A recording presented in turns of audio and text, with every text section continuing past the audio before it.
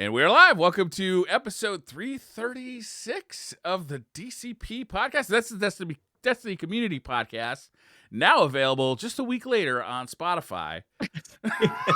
Unless you go to the other feed that's not a week later. Yeah. Pick the right feed. You may win, you may lose. We know there's been a lot of people asking questions about why can't we find the show on Spotify or why is it not uploaded? It is uploaded to Spotify. There's apparently 2 feeds on Spotify. I don't know why.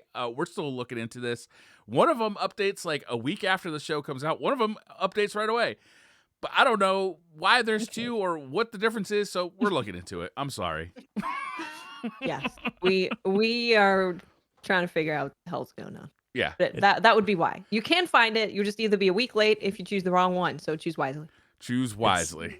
Sounds as complicated as Destiny matchmaking has been lately. Actually, there's just a challenger DCP live and there's a practice DCP live. That's right. If you don't listen very well, then you get busted down to the one that comes out a week later. So you have extra time to ruminate on what we said last week. I would like to do the intros this week. Okay. We have Briar Rabbit. He's a rabbit from Briar. What's up? I like to party. There's a good pizza place in Briar if you live anywhere in the area near me. Oh. Inside of me? I don't think so. We have Lego, the master of all weapons. Period. Just all in of general. them. Should we applause? I know this. Yes. Oh, thank you. Hello. Applause Sound for Lego. effects. I am Miss 5000 Watts. I'm not very interesting. And we have Mylan, who is berserking his fanny all over the internet these days. That's good. Oh, Let's give that a round of there's applause. I've been berserking hard. I would also like an update to my title, if that's possible. Mylan. Burker? No, not Fanny Berserker. That could be my. The number 2 lore master. If you don't, That's count your Aztec late Cross? night name. That's No. post 8 p.m. Mylan is Sir Fanny. Nice, please. Okay, the third title I would like is Mylan, always right about the lore. I predicted Titan, Sloan, and the Leviathan returning in Season of Deep. Like, comment, and subscribe. I'm still working on the title. It might be a bit long. Facts. But Let's go. This is a factual title. Also known as the Ultimate Fanny. I like that better. It's a little easier to say. Rolls off the tongue a little bit better than Ultimate Lore Master that predicted Sloan and Titan and the Leviathan. That's been returning. I like Ultimate Fanny. I gotta be honest with you. The Ultimate Fanny. Copy that.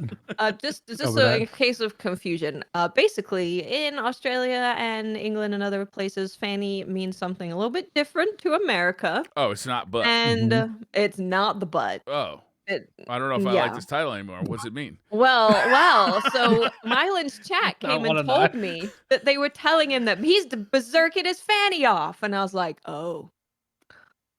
Yeah, see, that See, makes sense if you're in Still works America. with butt. Yeah. What's Yeah, It's a front butt. Yeah, it's a front butt. It's a lady front butt. so we decided that berserking the fanny You means don't want to be berserking the fanny. I'm telling you right now. It actually just means that you're pussy popping. Yeah, that's the Oh. conclusion. Yeah, you can find it in your local lady clubs. lady clubs? That's where they berserk the fanny. He's Right. speechless. That was He knows my a lot about entire lore, week. but That's my entire week so This might far. be a- Is Good time to Fanny. plug the Patreon. Demonetization. yeah, you can hit up the Patreon for all of your fanny needs, Copy that. and that updates immediately, unlike Spotify. That's right. And there's no ads. That's right. Pretty cool. That's right. And we just posted Firing Range from last night. That's already up on the Patreon. You can listen to it right now. It'll be up on Saturday for the rest of you plebs. featuring Ill Physics this week, my other Yeah. podcast host. Yeah, Oh, it's a whole podcast ecosystem, Yep. or like a mafia. That's right. I haven't listened to it yet. I usually listen to it while I'm on a bike ride or something. So I'm looking forward to it. Even though I posted it, I didn't listen to it. Oh, Lots of things. Big Oh, content. Right? Big, What do we big start with? Do we lots. start with the Wednesday I think we start with 2,000 Guardian word games.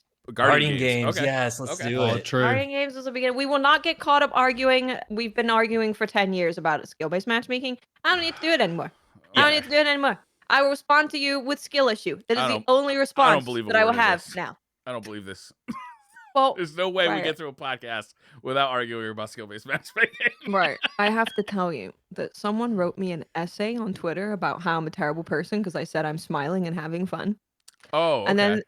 And they proceeded to That say, adds up. I am left-handed and autistic and have ADHD, so I'm bad at games. And then I was like, I'm not responding to this anymore. You're trolling me or there's something wrong. Yeah. And I don't want to engage because you're either going to murder me or you're trolling me. I don't want to deal with this anymore. Goodbye, ma'am. Yeah. I thought you would talk about the person who said, "Oh no, I don't play PvP."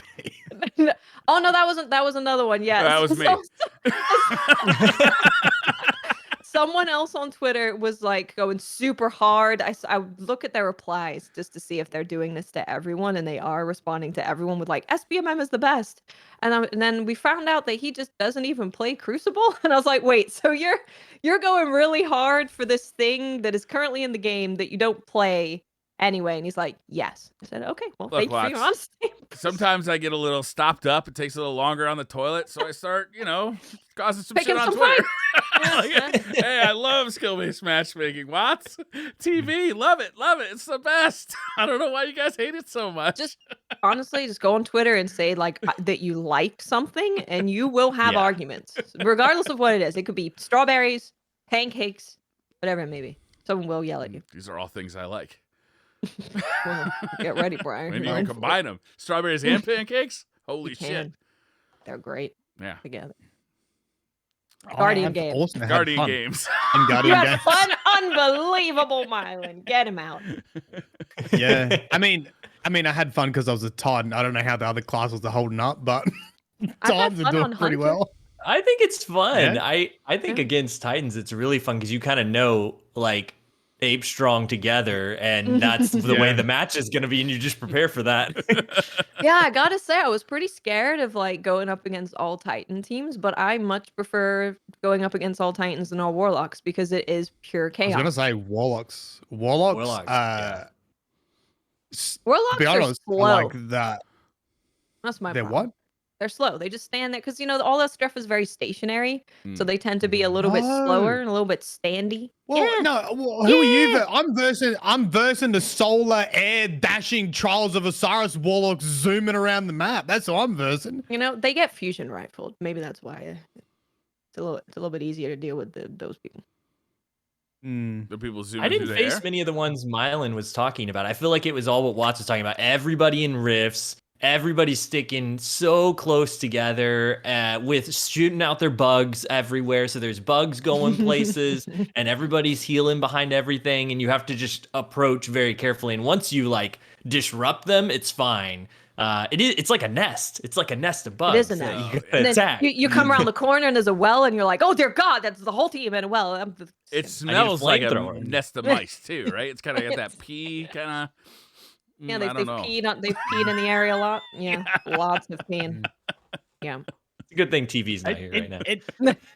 It very much suits Guardian games. Though. It feels very It does, like, yeah. thematically correct, and you feel an allegiance to your class. And it's been a fair bit of goofy fun, to be honest. Like I That's haven't. great. Yeah. Yesterday or last Being week, you guys were frustrated kind of with it. down on it. Like it didn't. You guys weren't looking forward to it too We were much. But scared. yeah, well, I'm glad you're having a lot of fun with it. I'm having the most fun I've had in at least a year, potentially 2 years, and it feels like the Destiny 1 that I really fell in love with. Wow. Like if Hmm. it's got that feeling. It's got the D1 feeling of like, oh, I'm so excited to go in and play with whoever, whenever. I mean, as long as I guess they're the right class. get on your other classes. And yeah, I don't have to worry about anything. I'm using a bunch of different weapons. I'm doing stupid stuff. It's great.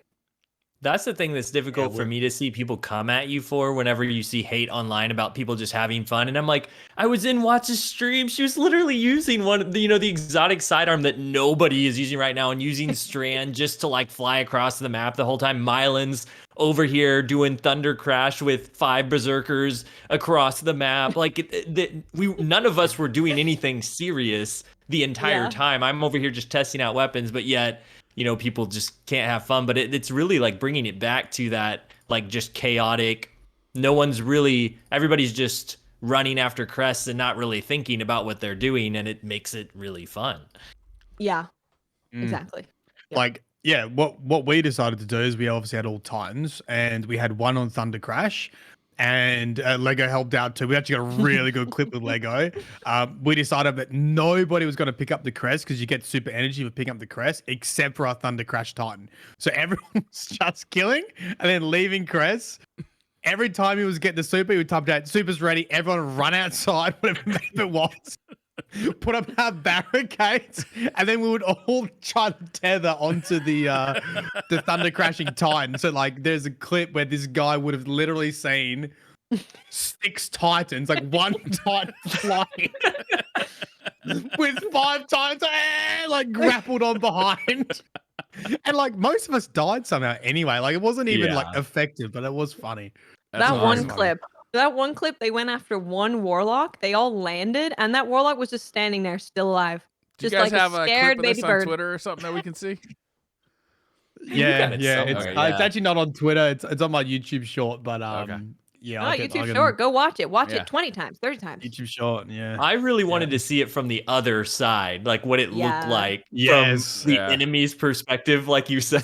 Just 6 Titans flying through the air. Dude, imagine that. Oh man. Yeah. And It's been a while is- since I felt that. Yeah, that's really that's why a lot of us fell in love with Destiny's PvP, because of that silly, goofy, not serious fun with space magic. Yeah. And that's what Supremacy is kind of giving us. It's great. Yeah. Yeah. Oh, the only thing, a good point from Space Trip, the matchmaking, like backfilling seemed pretty bad. Like I even had like other classes, I think had it worse. Like there were multiple games that I got matched with like only 2 or 3 people in the other team, and it took a little bit of time to backfill it. And it did happen a couple times to me too, where I was like, literally put into a fresh match with only like 3 Titans, and the rest was like a full team.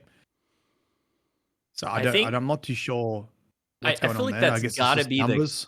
the numbers and it's split in the matchmaking, splitting it up via like class, and then also we've got all the normal playlist stuff too, because you like have to go into the tower to find it, which is kind of weird. I felt like it should have been in the Crucible. Like I guess everybody goes to the tower and would see it, but all the normal Crucible playlists are still there, so it split up the population even more to have it in its own separate thing. And then on top of that, it's via class, and then on top of that, there's another version of it that you can click on the icon and say Supremacy without class based, where it just mixes everybody up together. So there's like 2 extra ways that it's splitting up. But I experienced the same thing you did, Mylan, where it was like sometimes it would load me in with just one time it was 3 other people, and everyone left till it was 1 guy, and there's no the second thing is there's no mercy roll. So it was just us running around killing this 1 guy till finally that person left. And it's like, this is taking forever. So there's some weird stuff for sure in there. I hate that on both sides. I hate like being the one guy who's just getting like stomped on, and you're just like, eventually you almost turn it into a game like, how long can I last? Like hide and seek. Yeah. or being on the team that's just hunting one guy, because it feels like it's taking forever and it's so boring. I hate that. Yeah. We had one guy that was by himself, and we all just went over to him and were emoting, and then we saw that people had joined the game and they spawned behind us, and they all just ran at us to kill us, and we're like, no, oh god. And he ran away. So that was pretty funny. Oh, I did have a funny moment of there was a Dawnblade Warlock that popped their Dawnblade super, and I grappled onto them in the air, and I was just flying around them in a circle. And they couldn't hit me, so eventually they gave up and started swinging the swords somewhere else. So now that is all I want to do. If there is a Dawnblade Warlock, I am grabbing them and I'm going flying. Yes. Good idea. That's the Totally clip do. that I did with a glaive one time. Is if you end up grappling onto a dawn blade on the other team, using a glaive is like super easy to take them down actually, because you can kind of fly with them until you get close enough to glaive melee them, and even if they dodge, your glaive still connects to them, and you just keep hitting them with it. Yeah, Really? it's so funny. Oh, That's great. amazing. Oh, that is crazy. Because you don't get the grapple melee when you got a glaive equipped. So you gotta either just do the Yeah. glaive. Like if you got a glaive equipped and you do the melee, it does the glaive melee. You don't get the strand grapple melee. Yeah, but then you can't miss either, because sometimes the grapple melee Yeah, true. can be a little Yeah. funky. Yeah. Yeah. Yeah. There So- was Yeah.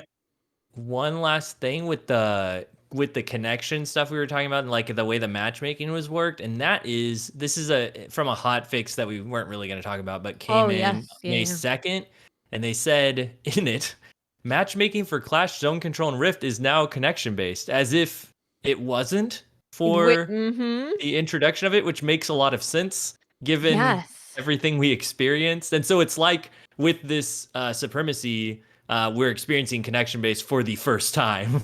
Yes. Yeah. And that's a lot of people were saying, like, I don't know, man. It's all adept people in my lobbies and very sweaty, Yeah. like sweatier than normal. And we're like, maybe it's just because, it's another node and the population is really that small and it's just the sweaty folks trying to go into connection-based matchmaking. But no, it was skill-based matchmaking after all, and it has now been Yep. patched to not be. So I'm excited for even when Guardian Games ends to play the real connection based playlist, Yeah. We'll actually get to see what it's like. Yeah, I think there'll actually be a decent population for Clash, just because people tend to like Clash, Hmm. not having an objective. So we'll see. How's the scout rifle? I haven't gotten it yet. It's I've got it. I haven't used so it. What do I want? What do I want to know? Because you get some pretty like good rolls just straight off the bat, don't you? There's some good stuff in Let me there. tell you, I think it's my favorite weapon in the game, my favorite primary weapon in the game in a very, very long time. Wow. Like I haven't Wow. connected I didn't this know you much were to a a primary coward. weapon. Well, okay, listen. That's the Brian thing. loves scout rifles. It's his favorite thing. Here's the thing. It becomes an aggressive scout rifle. Like you can use it for aggressive plays rather than just sitting back. Like, yes, it can be a backup sitting. And that's what I like about it is it like has these different parts to it. And so you can use it just like a normal lightweight stout. One, it's a lightweight weapon. So you move faster across the map. It's half the boost of an arc speed boost is how much faster you move. So it's like you have stompies on all the time if you use a lightweight weapon. So is that. And then it's also just great stats across the board. It like looks great for a lightweight. And then on top of that, it has a perk called Cascade Point that it works like Harmony, where you get a kill with a different weapon like a shotgun or a fusion rifle. And then when you swap to Cascade Point, it boosts your damage, your RPM, your rate of fire by an extreme amount. The formulas for it really complicated. I'm not going to say what it is, but it's very good. And it gives you, if you hit all headshots, it's a 0.54 second time to kill. So extremely fast. It just melts them if you hit your shots. It is very fun. Has the community decided on a way to pronounce the name of it yet? Tira hippos, maybe? I call it the hippo. The hippo? Hippos. I just call Okay, it. there I we call go. it the hippo. All right. Makes it sound cute, Zippos is even though good, they're too. deadly. It's Zippos? some like mythological ghost horse, isn't it? Yes. Yes, it is. Obviously, everybody knew that. We didn't even think it was my worth talking about. Patronus. Zane in chat is saying Cascade Point is Desperado with extra steps. And it kind of is. The difference is that you can get it with your special weapon, which is a lot easier to do than your primary sometimes and lets you move in close. And so that way, when you swap to the scout, you use the scout like an SMG almost. And that makes it really interesting. Desperado also requires a headshot kill. So it's, you're not going to hit it all the time. Whereas if I'm running around with a fusion rifle, especially that Wise and Rebuke fusion rifle, they're dead. They're definitely dead. You can still use it like a normal scout too. Like I said, the stats are good on it. It feels very stable. Like with anything, you don't even like it has Zen Moment and all these great perks on it, but you honestly, even just any version of it feels really good. And I think the game gives you is it a Zen Moment kill clip one right away? Something Yes. like that. Yep. So that's really good because kill clip lets you 3 headshot for really close to what the cascade point time to kill is. So there's just really great options for it. You didn't tell us the crazy option of gut shot. Oh, I wasn't gonna go there yet, but yes. Okay. No, we Never can go mind. there. So the thing that I think is really cool that I haven't seen anybody talk about yet. Maybe I know Cool Guy's coming out with a review, maybe tonight or tomorrow. Maybe he'll talk about it. But Gutshot Straight is normally a perk that you would never go for because it just crashes your aim assist cone and makes it wonky. So you don't usually want that on a weapon, but it ups your body shot damage. And so if you get cascade point going and you have gut shot straight, you can get a kill with your special weapon, swap to the gut shot straight, and do an all body shot like 0.9 second time to kill, which is like across the map. Which is 0.9 seconds, like a second doesn't seem that long, but when you can do it across the map, all body shots, that's a very good time to kill. And if you get some headshots in there, it's like even faster. So it's just very, very deadly. And also in chat, people are mentioning Gutshot Explosive. That is the other, I didn't even tell you about this, Watts, but Gutshot Explosive. So Gutshot boosts body shot damage. Explosive payload counts as body shot damage, not. So if you get a headshot even, it does extra damage because of Gutshot. It's That's so pretty weird. spicy. And so there's a really that weird. sounds pretty good. Yeah, That's the and stuff that gets me excited. Like the kind of weird interactions that you don't normally just go for. That's the stuff that gets me excited to go for. That's cool because you can just go for a precision shot and you're gonna get the extra damage just because it's explosive. And people are saying if you like PvE, you know, that applies in PvE too. You getting crit damage and doing extra damage with explosive payload. Yeah. So it's not that much extra damage, but just an option. That sounds fun. Very cool. Nice. I like that. Okay.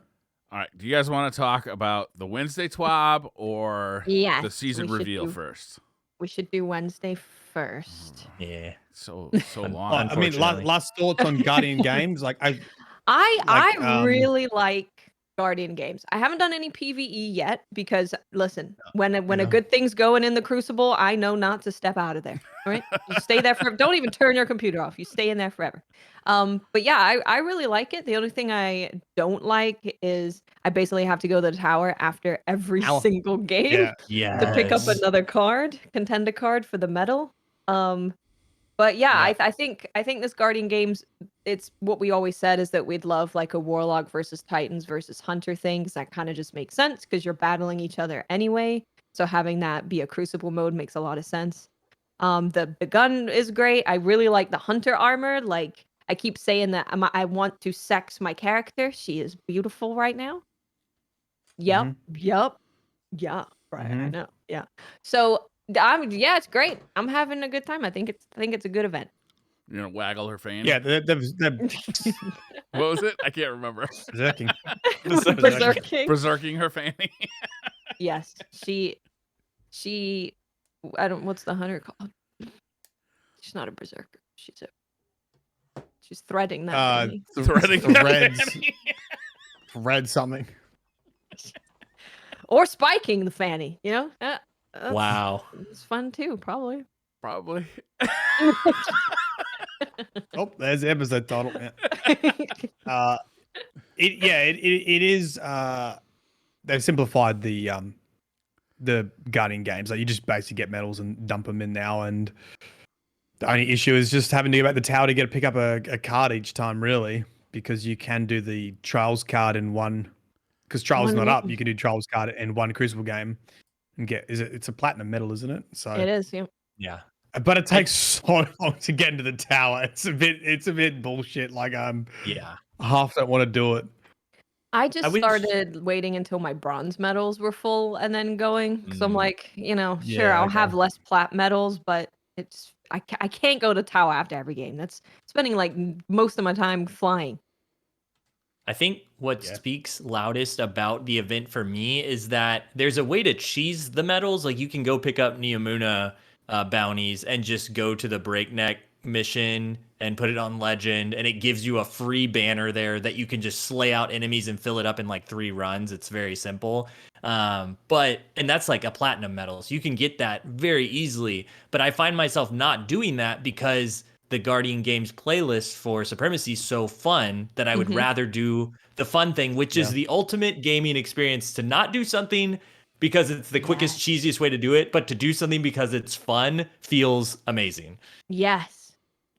I'm purely playing because of the intrinsic fun that I'm having. I'm not trying to gain anything. I'm just playing Destiny for fun, which I think a lot of people, even PvE players, I think you'll find a lot of them don't just go and do GMs because they are enjoying the experience of GMs. I think a lot of people are doing it for the loot, or if they're doing the Master Raid, they're doing it to get a title or get the loot. I don't think there's actually a ton of experiences where you're like, I'm just having fun, so I'm doing the fun thing. Yeah. I will say, I have a question for y'all. Y'all might know the answer to it, given the comms you've had about the SBM, CBM thing. I'm not getting into that debate or anything. I just wanted to, because there is some sympathy involved in like the player who just sucks at PvP, but like wants to play that playlist. And like, what do they do? Is there a like some sort of triumph or something that you have to do, like that needs them to go into that playlist? Because it's okay, I think, for there to be, oh, this playlist is CBMM this time, and next, for Iron Banner it's not, and just to have various methods of doing things, like I think that's fine and reasonable. It's just a matter of like, is there something for those players that aren't good that they have to go in there and do? Because that would suck, and I just want to acknowledge that. I'm pretty sure the title requires you to get Supremacy matches in. Yeah. Is that, do you have to complete it's like that quest, right? Is that all they have to do? Because right at the beginning, you get a quest for like the strikes and then a quest for Supremacy. Maybe so. Yeah, I wasn't I'm not actually too sure. sure. Yeah. You know why? Because I'm not getting the title because I'm not going to play the PvE part. Because I just want to do the thing that I'm enjoying. And I know not everyone has that perspective of like, I'm just going to get all the stuff in the game that is related to the things that I really like. But that is how I approach it. I don't have a bunch of titles that I don't have. The only titles I have are ones that I'm like, I really, really, really, really, really wanted this thing. I'm definitely not a collector of anything. And I accept that. I'm not gonna get all of the titles because it's not stuff that I really enjoy doing. I just wanted to acknowledge, I guess. Really, I didn't want it to make it sound like we were just dumping on that experience. Like, we're not doing that here. It's more along the lines of what Watt said. She's just having fun, and How dare you. and people are dumping on her, and that's dumb. Like, let's just let each other have fun. Right now, it's this way. I do feel for the players that need to there's some checkbox that they want to check, and that's the way they play Destiny, and we understand that. But it is a lot of fun and really refreshing to have a different kind of experience in Destiny. Yeah. It sounds like someone said you need 150 kills, and then another person said 10 games to get the title. Okay. So a certain amount of time I would be surprised if it's kill based and not like picking up medals based. But I honestly have no idea. Yeah, I'm not sure either. I have no idea. But yeah, obviously if you're not having a good time and you are wanting to get the title, then for sure sympathize. I would just say also try to understand that for the last 2 years I also have not had fun. So you can maybe just have a little bit of less fun for a couple of weeks. And then you're going to have Season of the Deep, which we're going to get into, and what I'm seeing looks freaking incredible. I'm stoked for it. Yeah. We'll get into that after the boring abilities. We'll fight. I haven't read these abilities. Oh, there's some fun stuff in here. There's some fun stuff. Watts, do you want to take it, or do you want me to read these off? If you could take it, that'd be good. I got it. So I'm just going to read the bullet points here because there is a ton of wall of text explaining everything they did, and we can kind of talk about something if there's something that piques our interest here. But the first thing they go over is a fragment budget review. So a bunch of the subclasses are getting more fragments added for their different aspects. So the main ones here are Hunter, Trapper's Ambush, Shatter Dive, and Gunpowder Gamble, Titan, Bastion, and Juggernaut, and Warlock Chaos Accelerant. So that's This part's kind of weird for me. For PvE, all of these things are awesome, and we spend quite a bit of time in PvE at the beginning of this. But for PvP, I do question the strength of some of these things, particularly Trapper's Ambush, Bastion, and Juggernaut getting more aspects feels a little funky to me. More I guess. fragments. Yeah, sorry. More fragments from their Yeah. aspects. Yeah. I mean, I haven't really given this too much thought. I always felt it was weird how you were limited depending on which aspect, I guess, as part of balancing it. But I guess Bungie's reasoning that they're underused. Is that why they're allowing you to add more fragments to them, or they're just not getting enough love? Definitely not underused in PvP, like Juggernaut, for Arctide. Like that's like a True. staple, I feel like, of the class. So True. that's the one I was like, whoa. And Trapper's Ambush, I guess that one isn't as popular. A lot of people run the one that gives you True Sight, but that's my main thing is Trapper's Ambush, so I'm pumped. But Juggernaut and Bastion are like the two Void Titan one for Void and one for Arc that are like staples. So I think to me it's more PvE oriented, like giving you more options within your build to really spec it out and do more interesting things with it. So I am happy for the PvE players here. Okay. And then next up, they got some super tuning updates. And the goals here were mainly with, I think a lot of these were the roaming supers. They really wanted to make them more valuable in PvE. So all supers are getting an increased PvE damage resistance by 20%. And they did clarify on Twitter, we got to make this clear, that for Warlock wells, that does not mean while you're in the well. It just means the animation of you going into the well, you will have 20% more damage resistance. Yeah, just very the cast important animation, which is good because you can kind of pop it when you're taking a ton of damage, right? And it gives you a little bit more survivability. And I think that's actually good. Yes. Yeah, it helps people clutch a moment. That I bet a lot of players are really gonna like that, actually. Yeah, that's a good change. And then for hunters, they go into some of their supers here, specifically the roaming ones. Golden Gun, both Marksman and Deadshot, increase PvE damage by 20%. Pretty good for Goldie. Arc Staff increased PvE damage by 20%. Spectral Blades increase damage by 35%. This is PvE damage. Like Spectral Blades? Who's using that?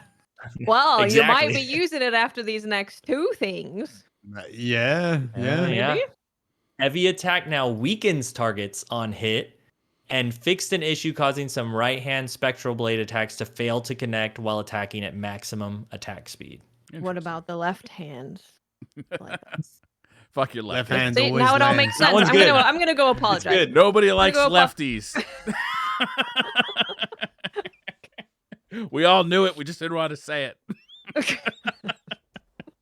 As we go through these, I think it is cool. They added a lot of the keywords for the different light abilities. They added them in here to the supers, like the heavy attack now weakening targets. There's a lot of that within this blog, and so it'll be interesting to see how these play out in PvE specifically. Gathering Storm. Direct impact damage versus players increased from 200 to 300. That's I guess that was good to help combat supers, I guess. Yeah, that's super. It feels super cool, right? 'Cause you jump in the air and you spin and you throw the stick down. And there's the big electric coming off of it. I love using the super, and I know that Cool Guy really loves the super. But people will just walk out of it. They'll be like, "Oh, you tickled me. I guess I'll leave now." So these changes I'm really excited about, especially the last one, which might make me play it in trials. Yeah. Delayed lightning strike damage versus players increased from 300 to 500. Lingering lightning tick damage versus players increased from 40 to 60. And now deals damage versus Well of Radiance and Ward of Dawn. I see what you mean. Yeah, because there's a change in the TWAB, which I can just mention now. But they're basically changing trials to be capture point trials all the time.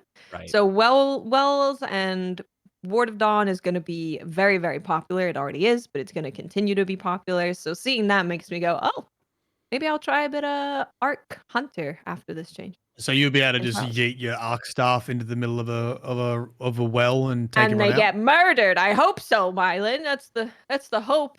Dude, that's a Big very murder. satisfying super too when you use It that is. stuff. Like that's It gotta really be is. yeah. That super just Yeah. feels Okay. fun to throw at people. Yeah. Yeah, it does. It's actually really nice. I'm trying to find this Oh, so I wonder super. what happens when you hit a bubble with that at the moment? It doesn't bounce off, does it? Does it go to where like the lowest point? I don't What does actually it do know when you what it throw does. what happens when you throw it in a bubble? I Like think if it you hit sticks into the direct hit a shield. bubble. I think it just Does like it? goes in the shield, like the object that you hit. And just sits there going bzzzt, bzzzt, like nothing happens.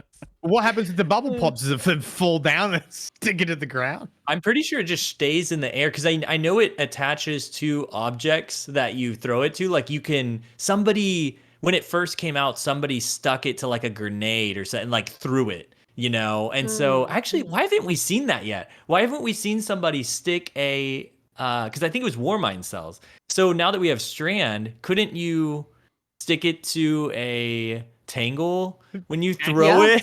it? I think it would blow up the Tangle, but that would be pretty awesome. Oh yeah, blubber tangle, yeah. I would say stick it to me and I'll go grapple in there. Yes. That's Thunder our next Crash. thing we need to do. Yeah, we need to have a hunter to stick it to a Thunder Crash Titan and everyone else grapple on. Yes. That's what we were missing, Mylan. You just have a big electric thing flying towards you. That'd be great. That's good. Okay. Next up, Titan. Fist of Havoc. Light attack cost reduced from 8.5% to 6%. Heavy attack cost reduced from 18% to 12%. Increased heavy attack PvE damage by 33%. And heavy attack now blinds targets near the center of the slam area. That's really cool. That seems like a hella buff. Yeah. Looks Cool like for it to me. PvE specifically. Yeah. I mean, I haven't used that Titan Super in a long time in PvE. Like it's always just Thunder Crash. It's always just DPS, you know? Yeah. Yeah. Glacial Quake, increase Shiver Strike thrust speed while in super by 10% and increase light attack damage by 20%. They're doing some more to this later on in the blog that we'll get to, some neutral game stuff, but I am actually really excited for the Stasis Titan, this rework here that they're doing, because it's a pain to catch up to people. What is what? What's a buff again? Say again. You thrust your fanny faster, Mylan. Increase Shiver Strike thrust. Yeah, see, now you gotta faster say it like thrust that speed. to Mylan. Now he gets it. So yeah, your melee while you're in your super will go faster and increase the damage of that light attack as well. Okay. Which doesn't seem like much. We'll get to more later with it. Cook. Yeah, we'll let you cook on that for a second. So then Sentinel, Shield, Hammer of Soul, and Burning Maul. Sentinel Shield increased PV damage of 20%, Hammer of Soul by 10%, and Burning Maul by 10%. And what's cool about Burning Maul is they now create sunspots on cast when Soul Invictus is equipped, matching the behavior of Hammer of Soul. It didn't do that before, which is very nice. And you know, you can actually get like one of the highest DPSs with that Burning Maul if you get them in a right spot. With the melee, the like spinning thing. Well, hey, you might be getting more damage with because heavy attack with the Cyclone now applies Scorch too. Yeah, the Cyclone applies Scorch.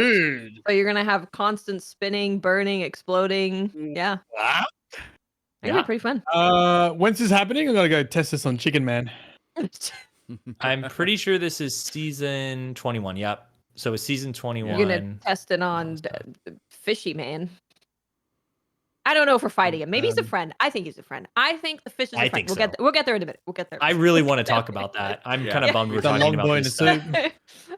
Okay, let's go through this fast so we can talk about the worm. Okay. Nova Warp, they're also increasing PV damage by 15%, Nova Bomb by 20%. But with Nova Warp, a fully charged attack now makes enemies volatile on hit. So that's the good. Nova Warp, which is so cool because you can charge that, blink in, Nova Warp, everything's volatile, everything explodes. That sounds really fun. Yeah, that sounds good. Storm Trance, increased PV damage by 25%. Damage ramp while attacking now occurs more quickly. So if you don't know Storm Trance, you like do your lightning and the longer you hold it, the more damage ramps up. Now it'll do it in just 3 seconds instead of 5. Landfall detonation and Seekers now jolt targets, which is great. That More is good. verbs. I love Verbs. adding That's the the word I was verbs. looking for That earlier. yeah, I love them adding the verbs. Mm-hmm. Chaos Reach increased PV damage by 25%. Sustained damage on a single target now creates a jolting lightning strike at the target's location. Increased damage resistance versus players from 40 to 50%. Increased maximum strafe speed from 3.5 to 4.5%. And adjusted super camera angle to avoid the player's body blocking the view of targets while strafing. That's all Chaos Reach. That final one is actually exciting because I remember when we did our like 6 months of warlocking, I could not see what the hell was going on when I used the Yeah. super. I swear to God, I was like, I popped it, I killed hard. I would only go for 1 kill because I know that if I try and go for more, I'm going to embarrass myself because I can't see. So, thank you. True. I really like the verbs, the jolting, Yeah. with like as you sustain damage with Chaos Reach, and I think too, I could be wrong on this, but I'm pretty sure the supers, the jolt multiplier is like really high comparatively to like if you were to jolt with like an SMG. I think the super is a makes sense. lot higher. It used to be the Titan Storm Grenade for some reason was the highest jolt. Of course it was. I know, right? But I'm hoping that these supers have a high jolt, so it's like worth using for that sustained damage. Winter's Wrath increased PV damage by 10%. That one's kind of Daybreak adjusted super camera angle to allow players to look down further. Same thing as Chaos Reach, basically. Yeah, I swear I can't see anything when I played Warlock. Both of those supers. I'm like, don't know. I'm just gonna throw things. Can't jump right. Can't see anything. I don't know how you guys do it, honestly. Me neither. So some really cool stuff with the Strand update. They're adjusting a lot of the basic abilities, and they're adding new aspects. They as well. are. Yes, they are. Aspects are pretty exciting. So for Hunter, you get Threaded Spike, increased projectile travel range. Oh, so this is threaded. This is like the normal stuff. I think, is it the TWAB that they talk about the new stuff? It's the TWAB, yeah. I think aspects, yeah. Okay, cool. So this is the current stuff. Hunter's Threaded Spike. They're increasing the projectile travel range before returning to the player by 30%. So it's going to go a lot further. Oh my god, it's so good. It's actually pretty short. Yeah, I agree. This thing could use a big buff, and they are buffing it. Yeah.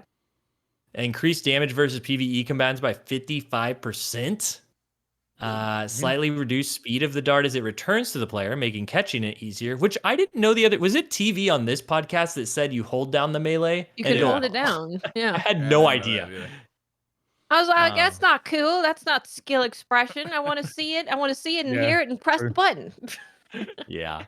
Then they increase energy gain for catching the dart based on the number of enemies hit. Now pierces Cabal Phalanx shields and no longer prioritizes the catch action over the grapple melee. Yes, because this is what I brought up last time, is that in PvP, this has happened to me a lot. It's happened to me in PvE too, where I throw the melee and I grapple to go grapple melee, and then I just stop and do the animation of catching this thing and stand there looking like a fool.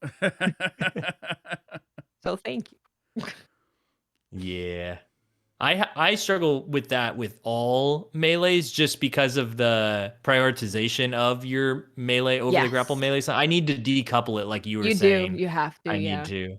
Because if you have your melee charged, you're just going to throw the spike every single time. And it's so good as a movement ability. So being able to use the grapple melee to move around the map as well is so nice.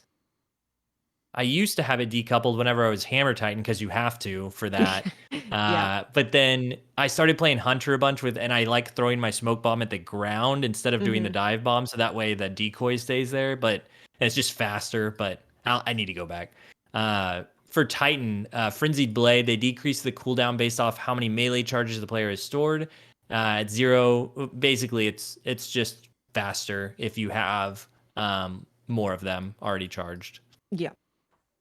And then Warlock Arcane Needle. This one was super interesting because have y'all tried using the Arcane Needle much? I have, yeah. It kind of sucks.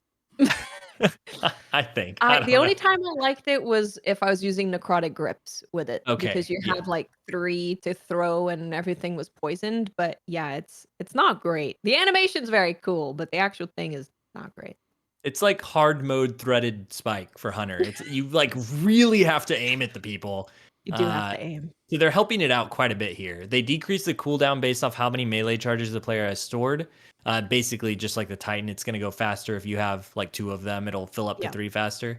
And then increase projectile speed on a projectile's flight time. So initial velocity from 40 meters per second up from, so it's now at 40 in season 21 and it's 30 right now. And then final velocity is going to be increased to 70 meters per second versus right now it's 60. So a lot faster on both ends. And increase projectile tracking speed by 10%, which that part, very nice. Yeah, that's going to help out a lot. Just having a little bit more tracking on that thing would be really helpful. Yes. Then grapple. This is for all. I'm so excited for the grapple changes. Oh, please make it easier to use. Make it more fun. Base cooldown from 105 seconds to 82 seconds, and then reduce the minimum time between grapple activation from 2.5 seconds to 0.2 seconds, so you can grapple back to back immediately for the hunter. Yes. Mm-hmm. Or Armamentarium Titan, which is what I was trying to tell Mylan to do in chat whenever he was trying to grapple me. I was like, run Armamentarium, get 2 grapples. Mylan, I'm not saying you're bad and you keep missing your grapple, but you can have to. That makes it worse. That makes it worse, Mylan. That makes it worse. I just like using them, so I'd already used them by the time the Thunder Crash was having a little bit of trouble aiming the grapple at the Titan booty. Okay. Watch the clip and tell me I'm wrong, okay? That was straight up lag. The clip is rough. Yeah, the clip is rough. It is. It's Australia. It's because you told everyone to grapple the fanny, and Australia was like, well, that's not the fanny, so it didn't connect. Yeah, but it's upside down, so it's back to the fanny. True. Back to the fanny. True. Yeah. Can we have that? Should be DCP merch based on Back to the Future, but Back to the Fanny. Yep. Someone make it happen. I'll pay you. Last thing for the throw the generation. This is the fragment. Reduced energy generation provided from some damage over time mechanics. Reduced energy generation provided by trace rifles by 36%. What have trace rifles been doing? I assume they've just been like me, and every little like dot of damage was giving them a lot lot of energy. I might bust out a trace rifle. I was thinking the same thing. I was like, maybe I go play supremacy real quick with the trace rifle and see how much swinging I can do. Have my grenade up all the time. The last, not last. There's still a few more things, but we're moving through it. Stasis tuning updates. We're almost there. Hunter Withering Blade increased projectile tracking speed by 20% off the bounce. Increased maximum tracking strength by 12.5%. It needed it, honestly. Who's using those? Dude, when you throw oh my god, yeah, that's just even the super. The super is just like, no, you threw me here. I'm not moving. I'm supposed to move. I don't want to move. I'm quite comfy. I'll look over and be like, wait, what's my storm doing? And I'm like, I don't even know where it is. I don't know what it's doing. I'm pouting in the corner. Titan Shiver Strike maximum thrust while in flight increased by 16%. Decreased maximum downward influence of gravity while in flight by 18%. That is wonderful. Flying. Honestly.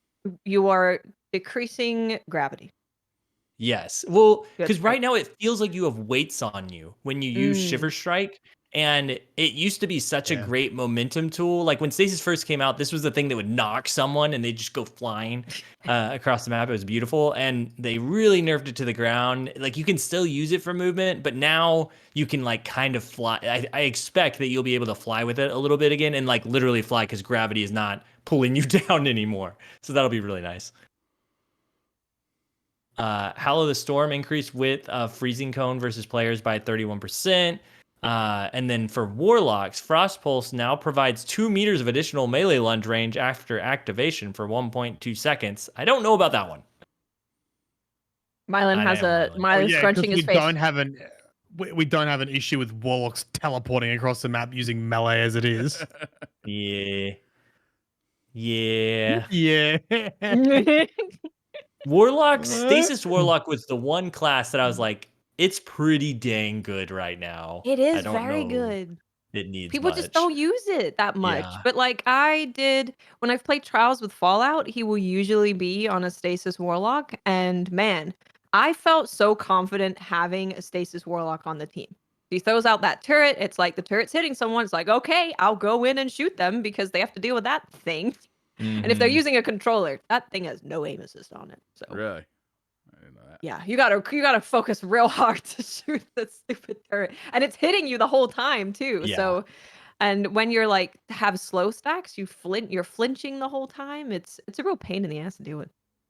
Yeah. If I were to tell anyone to like they were just starting Destiny or just starting PvP and wanted to pick a class that was like best to help your team, it would for sure be Stasis Warlock to me. Yeah, Because that would throwing those actually, turrets. yeah. That's a good tip for anyone who's not having a great time in Supremacy, actually. If you're just Yeah. a warlock, like, and you want to just get in and complete that quest, because it is picking up crests, throw down the turret where there's a bunch of crests, get in there, grab them, you'll get your super really fast. So that might be the way for you to have a good time in there. You'll get a lot of supers. That super is very, very, very good. The turret will do a lot of work for you. Yeah. Yes. Alternative method, put on Astrocyte Verse on a Void Warlock and just blink into chaos and just try to grab crests. It'll be great. Okay, look, all the Warlock mains in chat going, actually, you don't get the kill. It's so inconsistent. 50-50 shot of a melee actually can. Yeah, well, okay, that can make up for you teleporting across the map with the fitting aspects on, okay? Like, okay, yeah, that's the punishment for you being unkillable when you melee. Who gave Warlock's chat ability? I'm not too sure. Ban him. We gotta look into this. Man, it was TV. He's not here right now, so we're That's Yeah, true. banning. okay. He's That's probably TV, he's yeah. somehow he has mod capabilities and he's in the background being like, yes, bring the minions. So then on to the light abilities. So we'll just get through these and then we'll pretty much be done. The big one, big controversy this Yes. week, I Big think, one. since this came The out drama. was Titan's shoulder charge. Seismic Strike, Shield Bash, Hammer Strike now cost 15% melee energy on activation. Base cooldowns are now standardized at 91 seconds. Which is a bit of a buff. The cooldown Yeah. is a buff, but the melee energy usage is obviously a new thing that's supposed to nerf you zipping around with your melee ability. Yeah. And they describe it I a imagine bit people there. are pretty upset by this. Yeah. Yeah, Yes. but also they say at 100 strength, you get it back in 7 seconds. That's with no kickstart or anything yet. That's pretty fast. That's pretty fast. With strength. You know what? Like, I know people are probably upset by this, but I always felt it was odd it didn't use your charge melee. Right. Like, I always felt like it was odd that it was I mean, like, Berserking Titan does, like, it literally uses your It charge uses melee and your- you use it as yeah. a movement tool. Mhm. And it always felt odd that you could use it like that. So Yeah. I understand people like it is fun and it is a part of the game that I feel like had that skill movement that people used and abused. But at the same time, it didn't feel like Titans should be the mobility class. It really Yeah. feels like Strand is a good thing to look at for all classes and kind of try to standardize things with Strand, because Strand feels incredibly balanced. It's really fun. It's not super OP. So it kind of feels like this is just bringing the other Titan classes to how Strand Titan works. But you're not even using the whole thing. You're just doing 15% of your melee energy. So I think Kind of gives you a reason to build into strength too. that's what I was gonna Yep. say. Yeah, like maybe if that's your thing, you build into strength, and you are gonna be getting it back every 7 seconds, and you're gonna see probably not much of a difference. Which, as a hunter who had powerful friends taken away, maybe that's okay. Hmm. Maybe we all need to have to buy into 3 stats, okay? Well, yeah. I mean, it's sort of like that. Yeah. I really like that you have to build into stuff now, like things that are really strong, and Yeah. no one can argue that shoulder charge is not extremely strong. It's a way to like get through lanes without taking any damage very easily, and a one hit kill at the same time if you're running Peregrine Greaves, so it can be both for you, which is very versatile. So it did feel like something needed to happen. I think they talked about it in depth on Firing Range the other night. But just like coming at it from a PvE perspective, I can see how that's frustrating. It's a way that was fun to play the game, to just shoulder charge constantly and get around the map faster. But at the same time, it is you can build into it and make it a 7-second cooldown. And then on top of that, once you add Kickstart and all the other stuff, like I'm curious how fast it would actually come up. And it's one of those things where we'll just kind of have to play it and see how quick you can get it back up if you build into it, and how much it really is a detriment to PvE as well. Yeah, and I saw a lot of people saying, like, comparing Icarus Dash and the shoulder charge thing, and it's like, well, shoulder charge is a movement ability that you do not have to build into right now, and it will be a one-hit kill. For Icarus Dash, they have to use an aspect. Like, there's a lot more building into Icarus, and it's a pure movement ability. It doesn't do any damage. It doesn't double as a damage dealer. So Warlocks, if they want to Icarus Dash, they're already having to choose to build into that. And maybe it's not a big choice, because I don't know, maybe the other choices suck, but currently as a Titan, you just have it and you can just use it. There's no real thought behind building into it. Yeah. So this kind of what's happening with the stasis melee? I'm sure you covered it, but I haven't read. So the stasis melee, does that go away fully, or is that? So it has always gone away. I think it goes away half if you just tap it and don't use it to connect a melee. And then if it's always been this way, and then you hold it down and connect, and it takes all of your energy away. It's always done that. But now the difference is your in-flight speed is increased by 16%. So you're going a little faster. They brought back some of that speed, and they decreased the downward influence of gravity by 18%. So previously, you would like feel it like a weight pull you down when you use that Shiver Strike melee. And now it's going to lighten up that load a bit and let you fly a little bit more. Copy that. I think it's going to be good. On from the shoulder charges, knockout is getting changed. Lunge range reduced from 6.5 meters to 5.5 meters. And unchanged melee PvE damage increase from 60% to 100%. Oh, that's good. Uncharged, sorry, not unchanged. Uncharged melee PvE damage while you have knockout is increased a lot. So they kind of make up for the way they're taking away some range for you, and giving you some extra damage in PvE. Shield throw, increase base impact damage from 60 to 70, and increase consistency of finding and adjusting initial trajectory towards a new target after a bounce. Cool. That one needed it. Yeah, it does. No one's using that. I'm curious to see how that one plays out too. Like even in PvP, like what's that going to be like? We'll see. Throwing hammer now adjusts its initial flight trajectory based on your aim assist target. Sounds good. I guess that's your aim assist target. Is that like when you throw it, like it won't go to some other random player? It'll go towards your like intended target. Are there these random hammers going the wrong way? I don't know. I mean, my issue with throwing hammers is Minotaurs teleporting. You know, you throw it. They go, and they teleport. No, I look at them. I look at them, and I'm waiting. I'm waiting. Do it. Do it. Come on. Wait for the teleport. As soon as you grab your hammer, they're like, ooh. That's me with a fusion rifle. I'm like, okay, charge now. No, charge now. No, come on.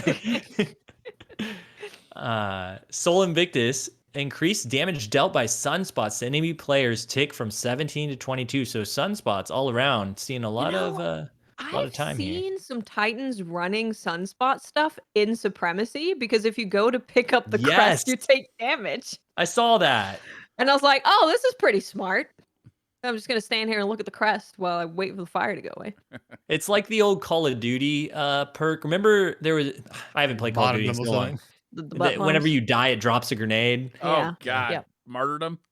Martyrdom, yeah. It wasn't just a grenade. It was a heat-seeking grenade. The best grenade. It literally like follow you around the map. That's what it feels like when someone runs Soul Invictus.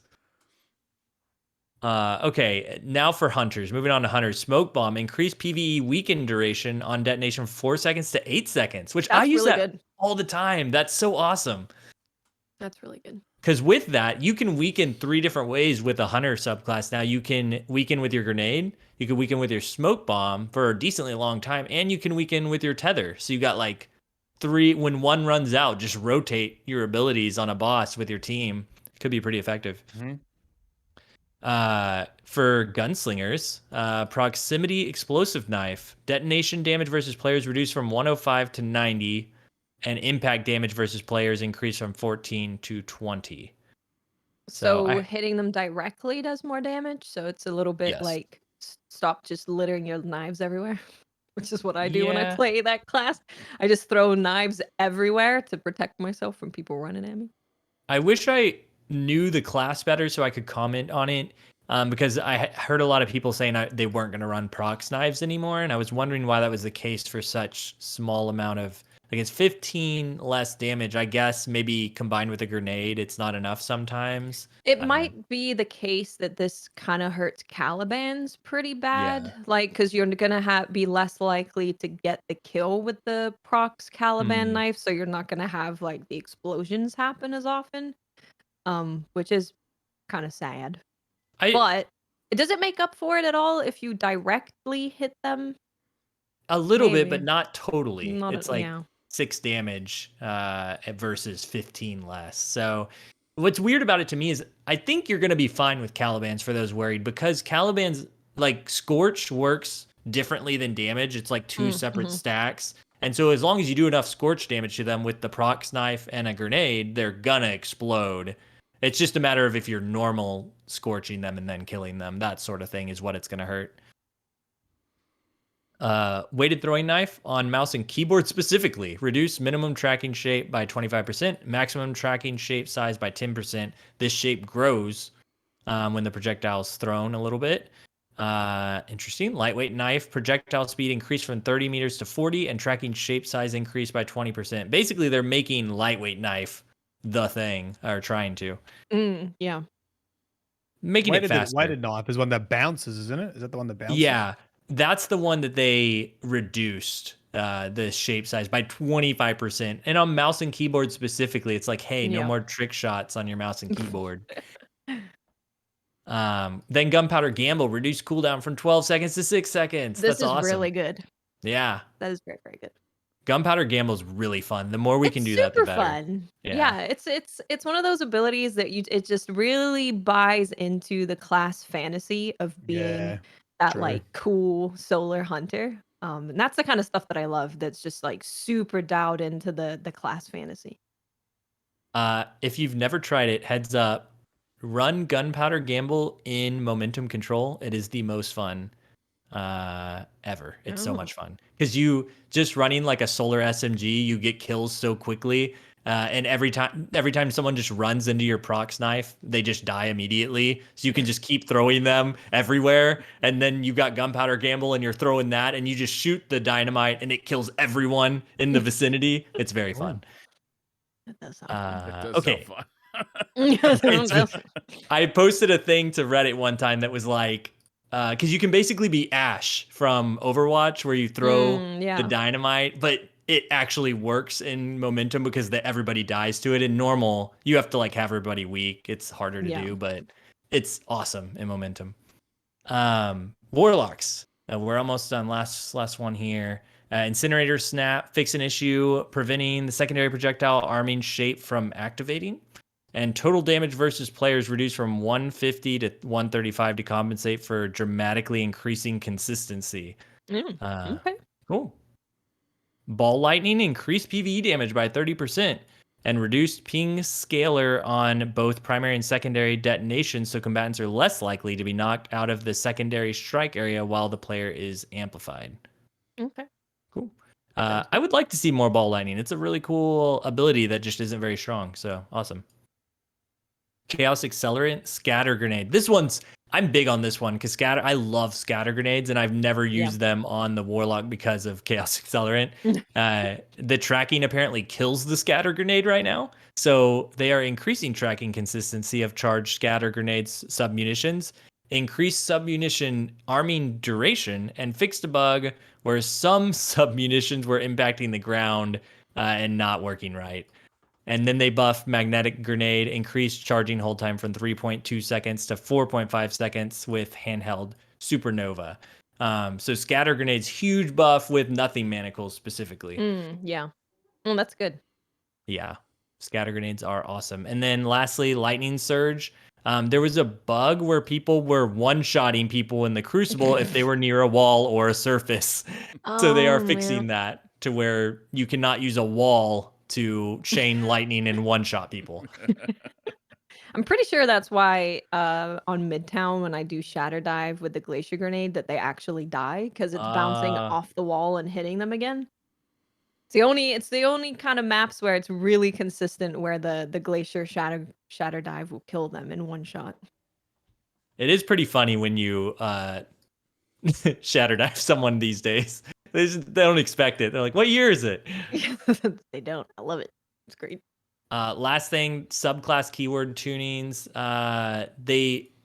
It's kind of some of this is a bummer to me. Scorch, they increase the stun time before stacks begin falling from 1.5 seconds to 2.3 seconds on players. So Scorch lasts longer against Crucible players, and then they increase the stun time before stacks begin falling from 3 seconds to 4.5 seconds on PvE combatants. So basically, Scorch will stay at its highest stacks longer, which is great for Scorch. This gets me kind of excited to use like Gunpowder Gamble and Calibans together because that might actually work really nicely.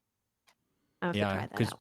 A lot of that received a buff. That's going to be really cool. And then Jolt, unfortunately, reduced base PvE damage by 15% and reduced additional damage scalar versus major combatants in PvE by 20%. Wow. That's going to make my two-tail fox rocket not as good because a lot of that damage comes from people shooting the target that I've jolted. Yeah.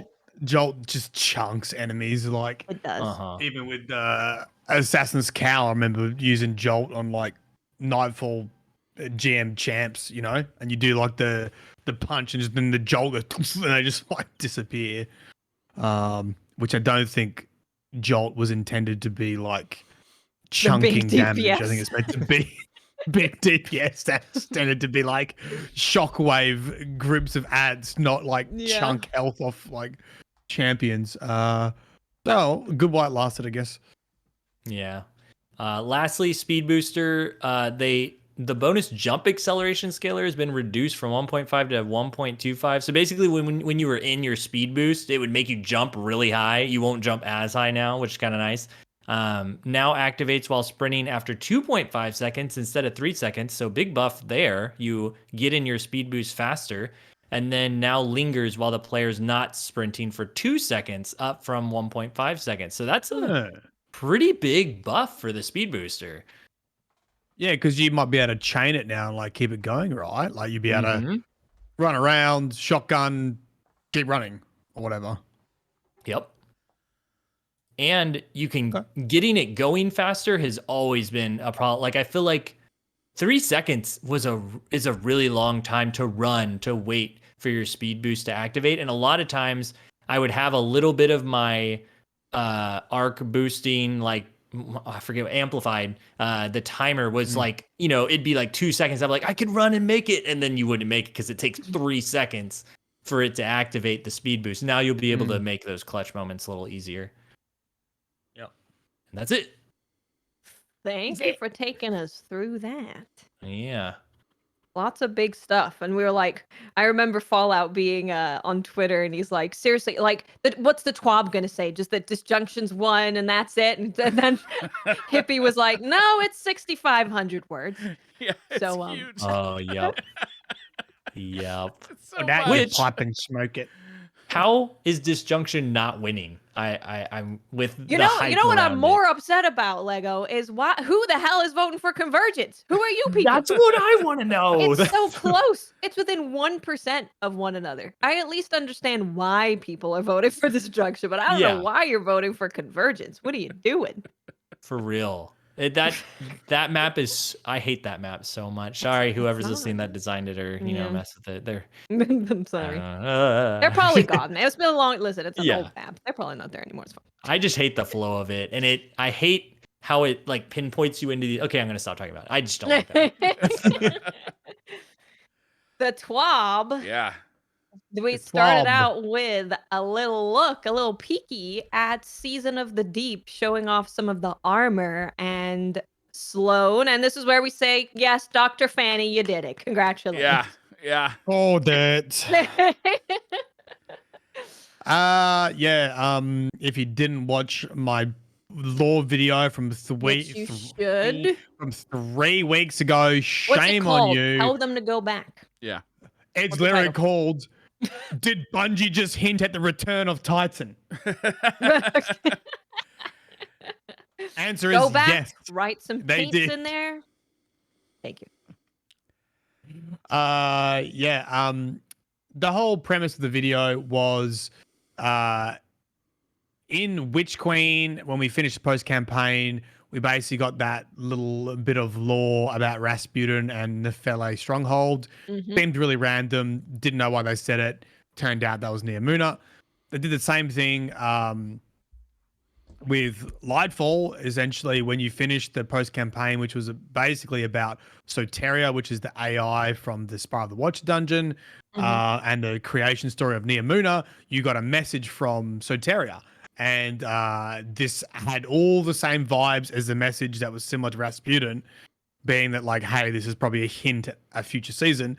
And Soteria said, Saturn 6 contains vital information. Enemy of witness on Titan. If still living, preservation paramount. Do not waste time. So it got everyone thinking, actually, is this like what they did in Witch Queen? Is Titan coming back? And then I wrote a video about that and said, oh, what are the things on Titan? We have Sloan. We have a Leviathan in the methane oceans.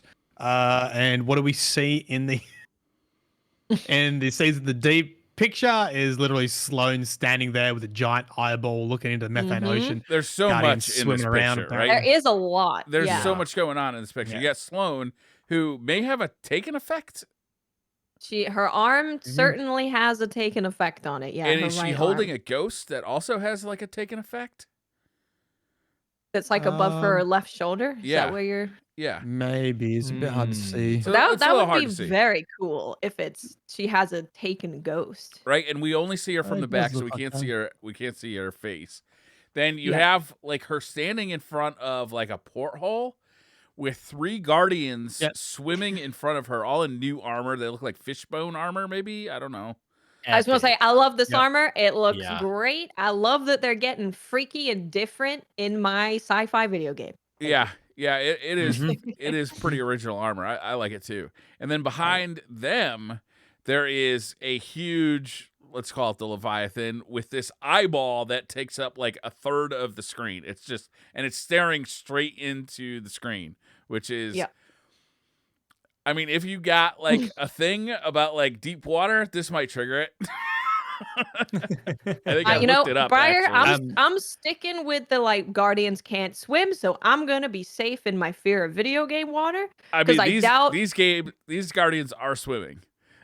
I mean, but I doubt I'm gonna be in like a mission, right? I'm gonna actually jump in the water and like swim. Right. I might be surrounded by water potentially, but it's my thing that I really hate is being in the water and having limited combat ability, and then something jumps out at me to terrify me, and then I'm drowning and panicking. That's Yeah. my thing. I don't like that. So I looked this up. The phobia about deep water is known as thalassophobia. I believe that's how you say it. It can have a negative impact quality on your life. The thalassophobia definition, well, it's basically like deep water and like the fear of like what is hiding down there. Oh man, and this is really gonna go into it for some people, because like you look at that image and it is creepy. It's deep water. Yeah, especially with Sloan looking through like, and it looks like an underwater window, and then the Guardians are just like, "Hello, please let me in. There's a monster." The Guardians not really paying attention to the huge eyeball that's behind them. Which, well, I mean, it seems like they're allied, right? It doesn't seem like the either that or they just don't know, and someone's like, "Yo, look behind you." Sloan's like, "Turn around, idiot!" Okay. I remember the episode where we talked about this, and we were like, "Well, if Sloan did manage to defeat the witnesses, crew on the planet, then of course she's going to be the scary thing. So that kind of links to Sloane. And then we had a whole conversation about, is the monster in the deep, something that we're going to ally with? And we I think we ended up saying that, like, yeah, we think it's going to be Sloane and an ally big boy fish guy. Cool. Yeah, so because people getting confused with the name Leviathan because there's 3 separate things in the lore that refer to the Leviathan. Yeah, that's one is the obviously Callus's ship's called the Leviathan. The next is the sea monster on Titan. Sloane actually calls the Leviathan, and then the last one is in the books of Sorrow. There is also a water a creature swimming through the gas oceans of the Fundament, who's also called the Leviathan, who is aligned with the light. So if these Leviathans are similar, then they're agents of the light, which would make sense in regards to what secret message we got from Soteria being an enemy of the witness is on Leviathan, is on Titan. And I think Sloane's like taken effect would make sense because Titan's got to return in some way, and it was technically taken. Like the process when Oryx takes people, he takes them to like this other realm, and they get like subjected to his will and then return. So Sloane's like come back and has resisted being taken by the witness. You're assuming.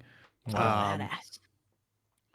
Yeah, pretty I badass. like to think she went there in a mech suit and just like punched someone. She won just with a single punch, and then that arm got taken because she punched the crap out of him.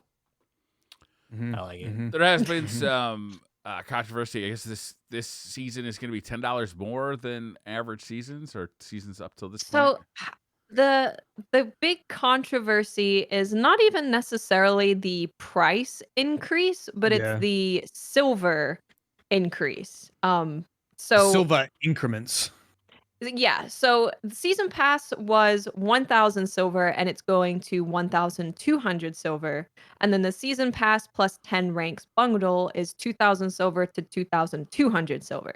And the controversy comes that you cannot purchase 1,200 silver. Oh, you have to purchase.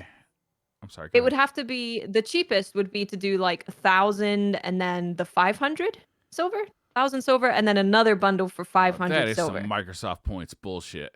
That is a very like mobile game stuff. They all do that, right? Where it's like you have to get the next bundle up to be able to afford the thing, so you end up actually spending more money. So even though it says it's only being boosted by 200 more silver, you're actually paying more money than the cost of 1,200 silver. That's shitty. Yeah, it is, and it's also it's a double whammy because then you end up with spare silver that you also can't purchase it. So it's like an infinite money glitch. It's like, okay, well now I've got an extra, so much silver that I can't afford anything with, and that's why they do it. Then you have to buy more again, and then you buy another package. So you always end up with leftover silver that you can't afford anything with. Then you buy more. It's just it feels shitty. To be honest. Does. Like I genuinely would not mind paying more money for Destiny seasons. I think we get a lot for what we pay in terms of content, but I don't like that they're going about it like this. I would much prefer to just like pick a silver bundle that's like a bit more money, or introduce a new bundle that you can just pay, 1,200, get the 1,200 silver to get the season pass. But yeah, I don't love that. It forces people to spend more money than they have. Agreed. The reason all mobile games do it. All of them do it. Because like you said, you're left with that little bit of silver. And most people are like, oh, I have some silver. I'll buy the thing in the store. And then you end up, the next season comes around and you need to do the same thing. And it's just a constant playing catch up of purchasing the right amount of silver.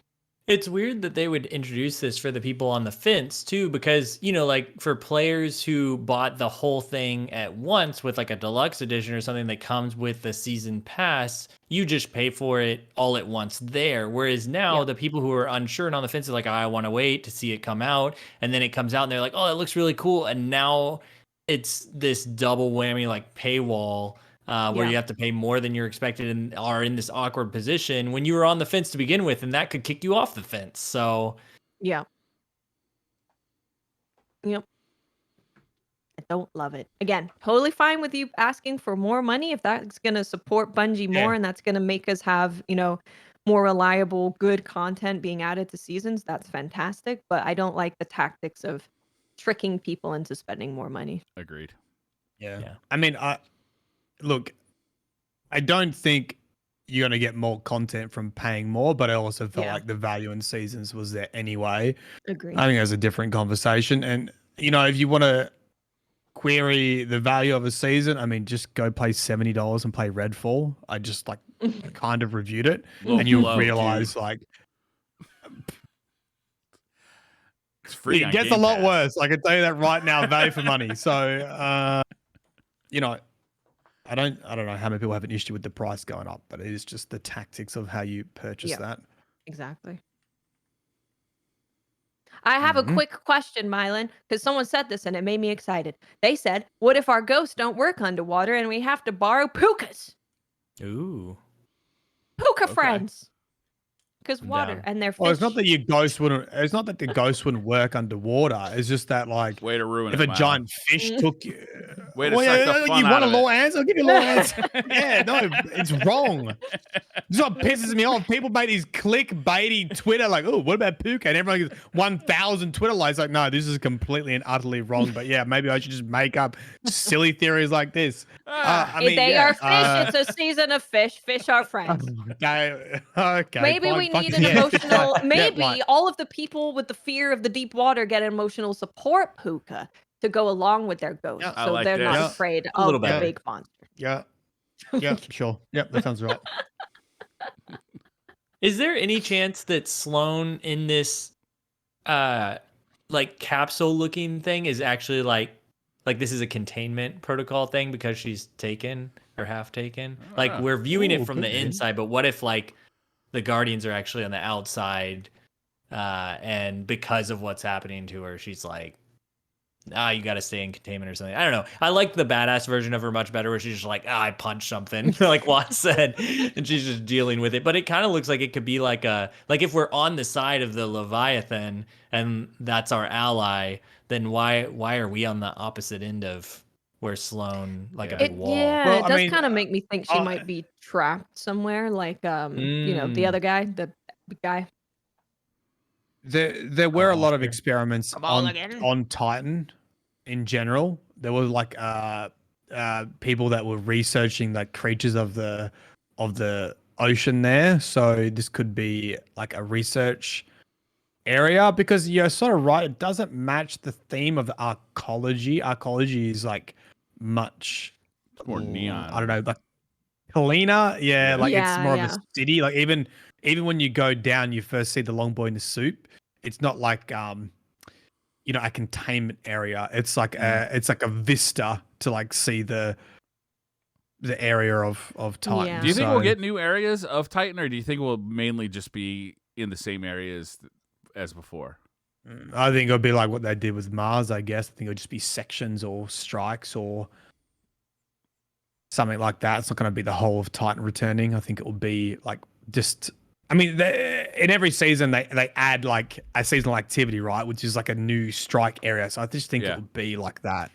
Yeah. It'd be a Titan-themed seasonal activity.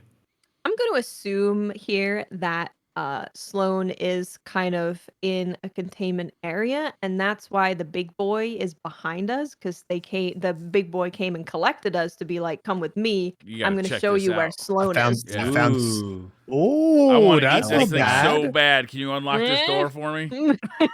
I like that. Long boy's like, and then you go ride on the back, and it takes you to Sloane. Dude, Whee! yes.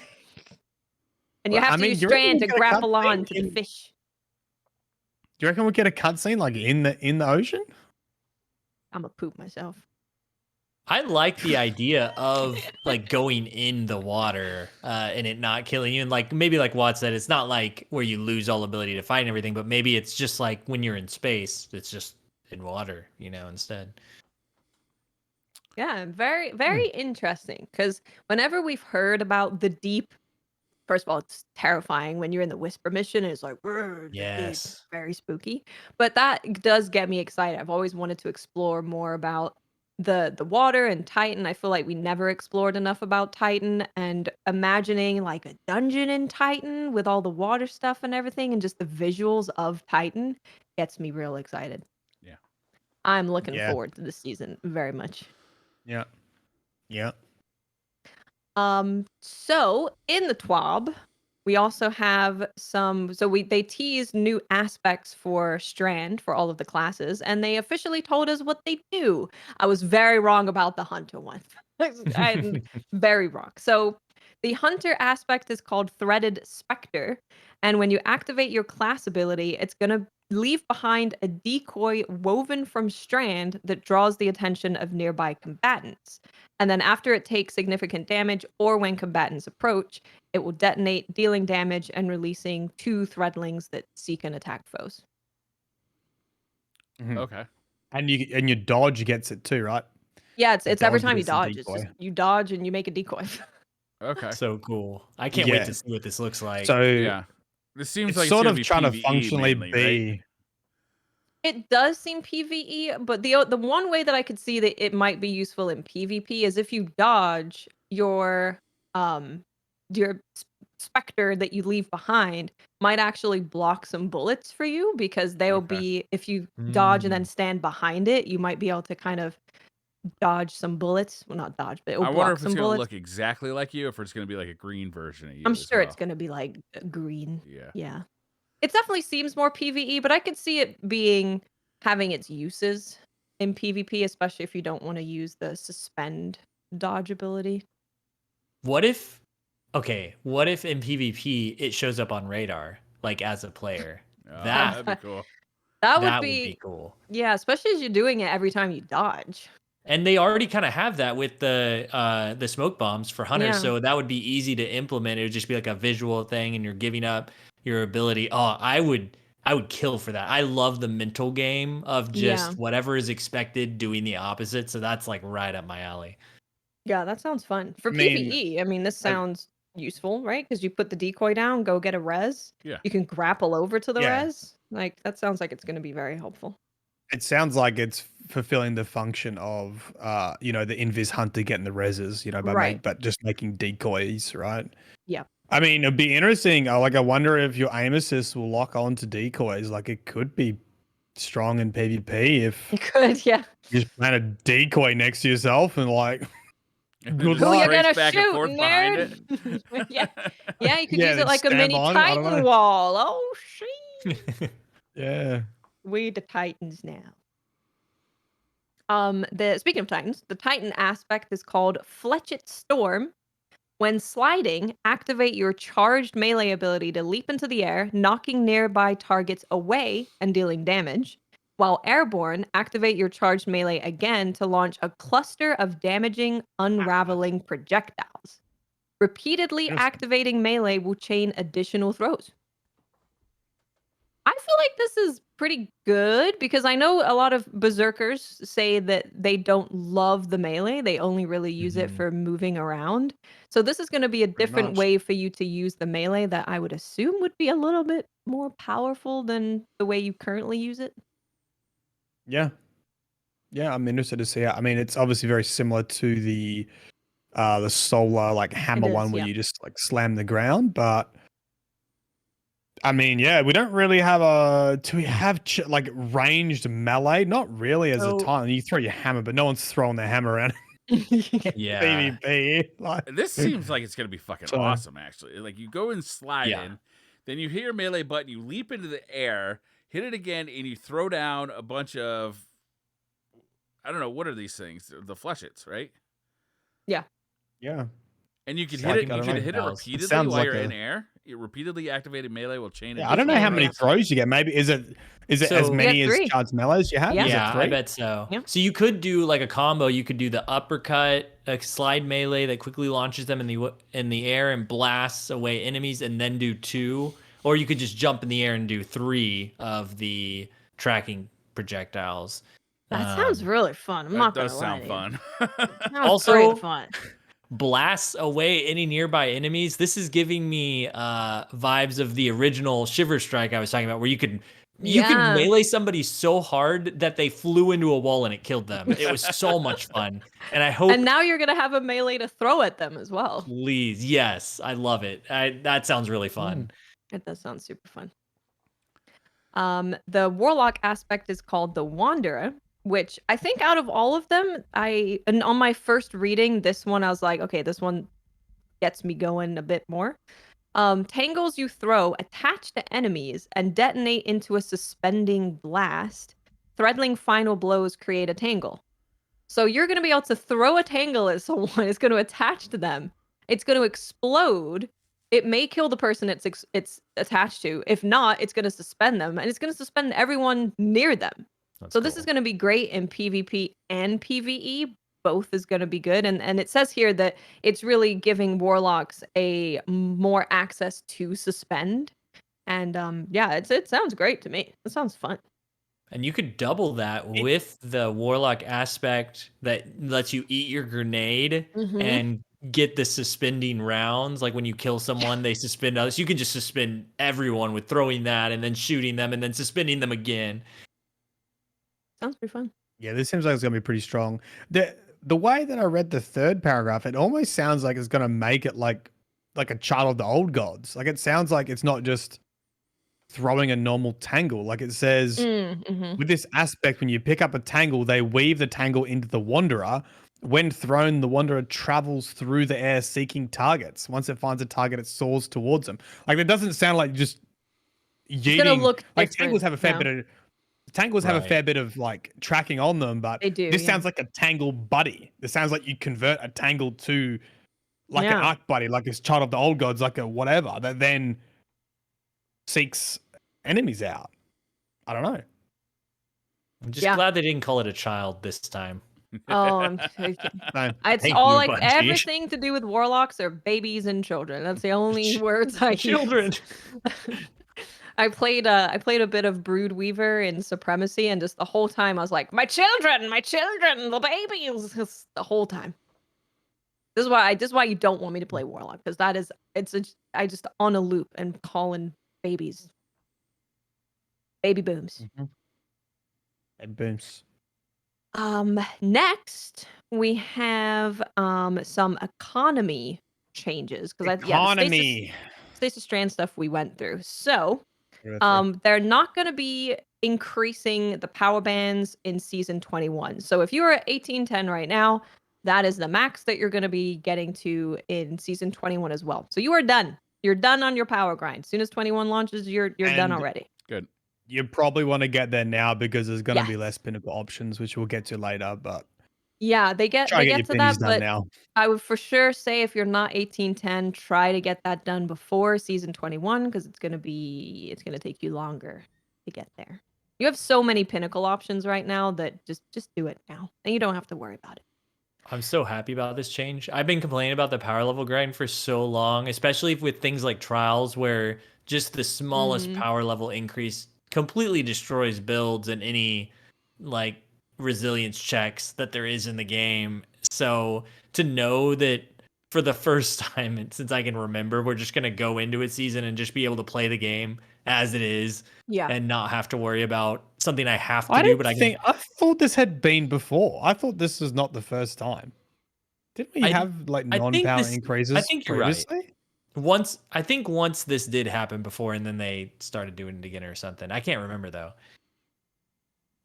I'm not sure. I thought I remembered a season where I was already at pinnacle. I didn't need to do it again. I was like, great. Oh, I think what you might be thinking is they did. Oh, I only had to do pinnacle. They did powerful. Pinnacle. Was that maybe? Yes. Yeah. Okay. I think maybe that's what I'm getting confused with. You still have to do the artifact grind to get to power level. But because the previous what is it? The previous artifact let you get to like a higher level previously, and then you would have to like regrind pinnacle again or something like that. Now I'm getting myself mixed up now.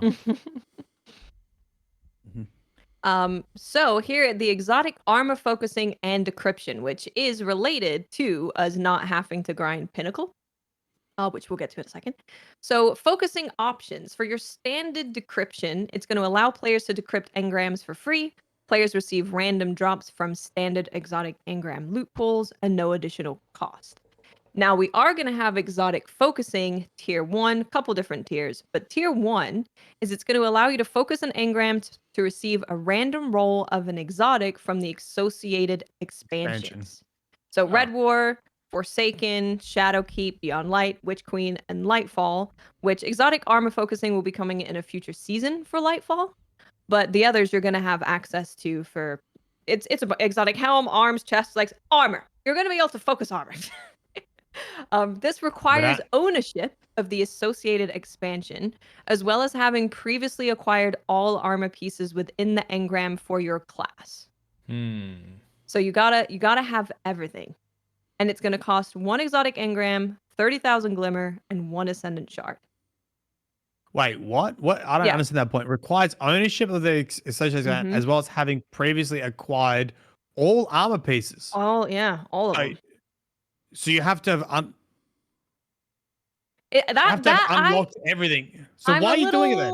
Well, to get random better rolls on the exotic armor without having to farm lost sectors. Yeah. Oh. And this is for like only for if you're doing the bulk. I know. This is for the bulk though, that you can do a specific one that you only need that specific armor piece for in a second. So it's not like you have to unlock everything. But wait, I can't earn something for the first time through this system. No. Okay. No. So they obviously want you to unlock it as you should have unlocked it. I mean, I guess, like Lightfall, you do the campaign, you get to pick from some of the exotics. Otherwise, you got to go to Lost Sector, right? And unlock it that way. And then if you want a roll, the thing, I just don't know why. If you want a random roll, if you want to farm an exotic, you're looking for a specific exotic to go into your build with the certain stats. Which is why you'd be farming Lost Sectors in the first place. So I don't know why you would ever use tier 1. Agreed. So tier 2 allows you to do the specific exotic armor. Yeah. And it costs you 3 ascendant shards and exotic soft. The exotic focusing tier 2, it requires the ownership of the associated expansion. And you have to have gotten that specific piece of armor, but you don't need everything. But it's going to be 1 exotic engram, 60,000 glimmer, 3 ascendant shards, and an exotic cipher to target that specific exotic armor. So it is very expensive. But I guess if you have a bunch of materials laying around and you are able to gain a bunch, it's going to be less time investment than just sitting there farming lost sectors, praying for the specific armor you want and praying for a good roll. It is very expensive. It's very expensive because then when you get that exotic armor, you're going to have to spend another 3 ascendant shards to masterwork it. So going right into it, it's like six ascendant shards for that exotic that you want. It is very okay. Yeah, I would understand tier 1.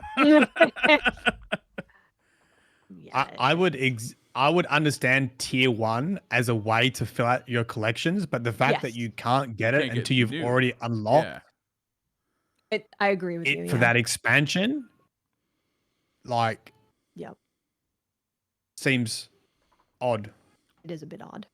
What helps me? As I agree, I think tier 2 is I think if you're put it this way, if you're at the level that if you can afford 3 ascendant shards per random roll, you can do solo lost sectors.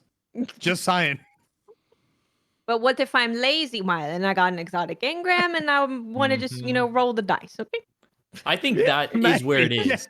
I really think that is where it is because for focusing tier 1, it says 1 exotic engram. It doesn't need an exotic cipher. It's just 30,000 glimmer and an ascendant shard. And I know people that have lots of ascendant shards just lined up in there, and you don't have to focus the whole thing. You can pick a category beyond exotic armor, red war, exotic chest.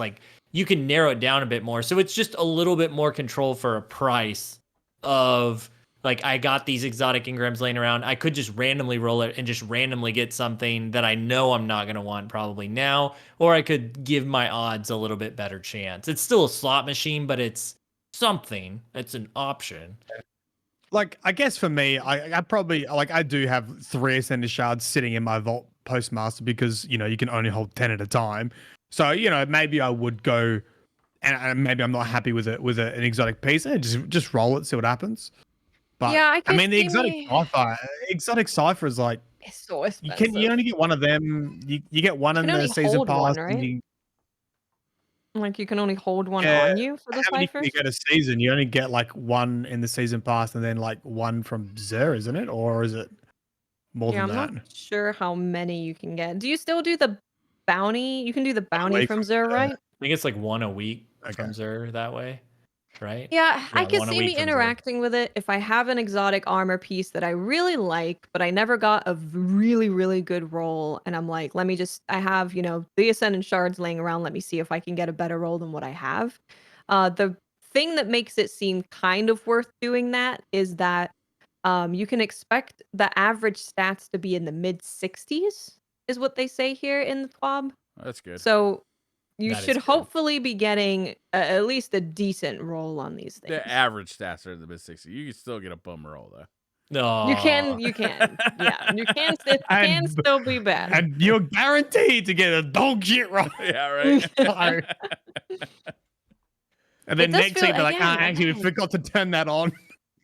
I will say again, I think Bungie is just on the side of being stingy with things that they really don't need to be. Because if you think about your average player who isn't grinding GMs, maybe they can get in an LFG and like do some GMs. They're not gonna have 6 Ascendant Shards laying around to get this armor and masterwork it. That is so expensive, and I don't really see why players who are more casual or they play more solo have to be locked out from getting exotics and masterworking them.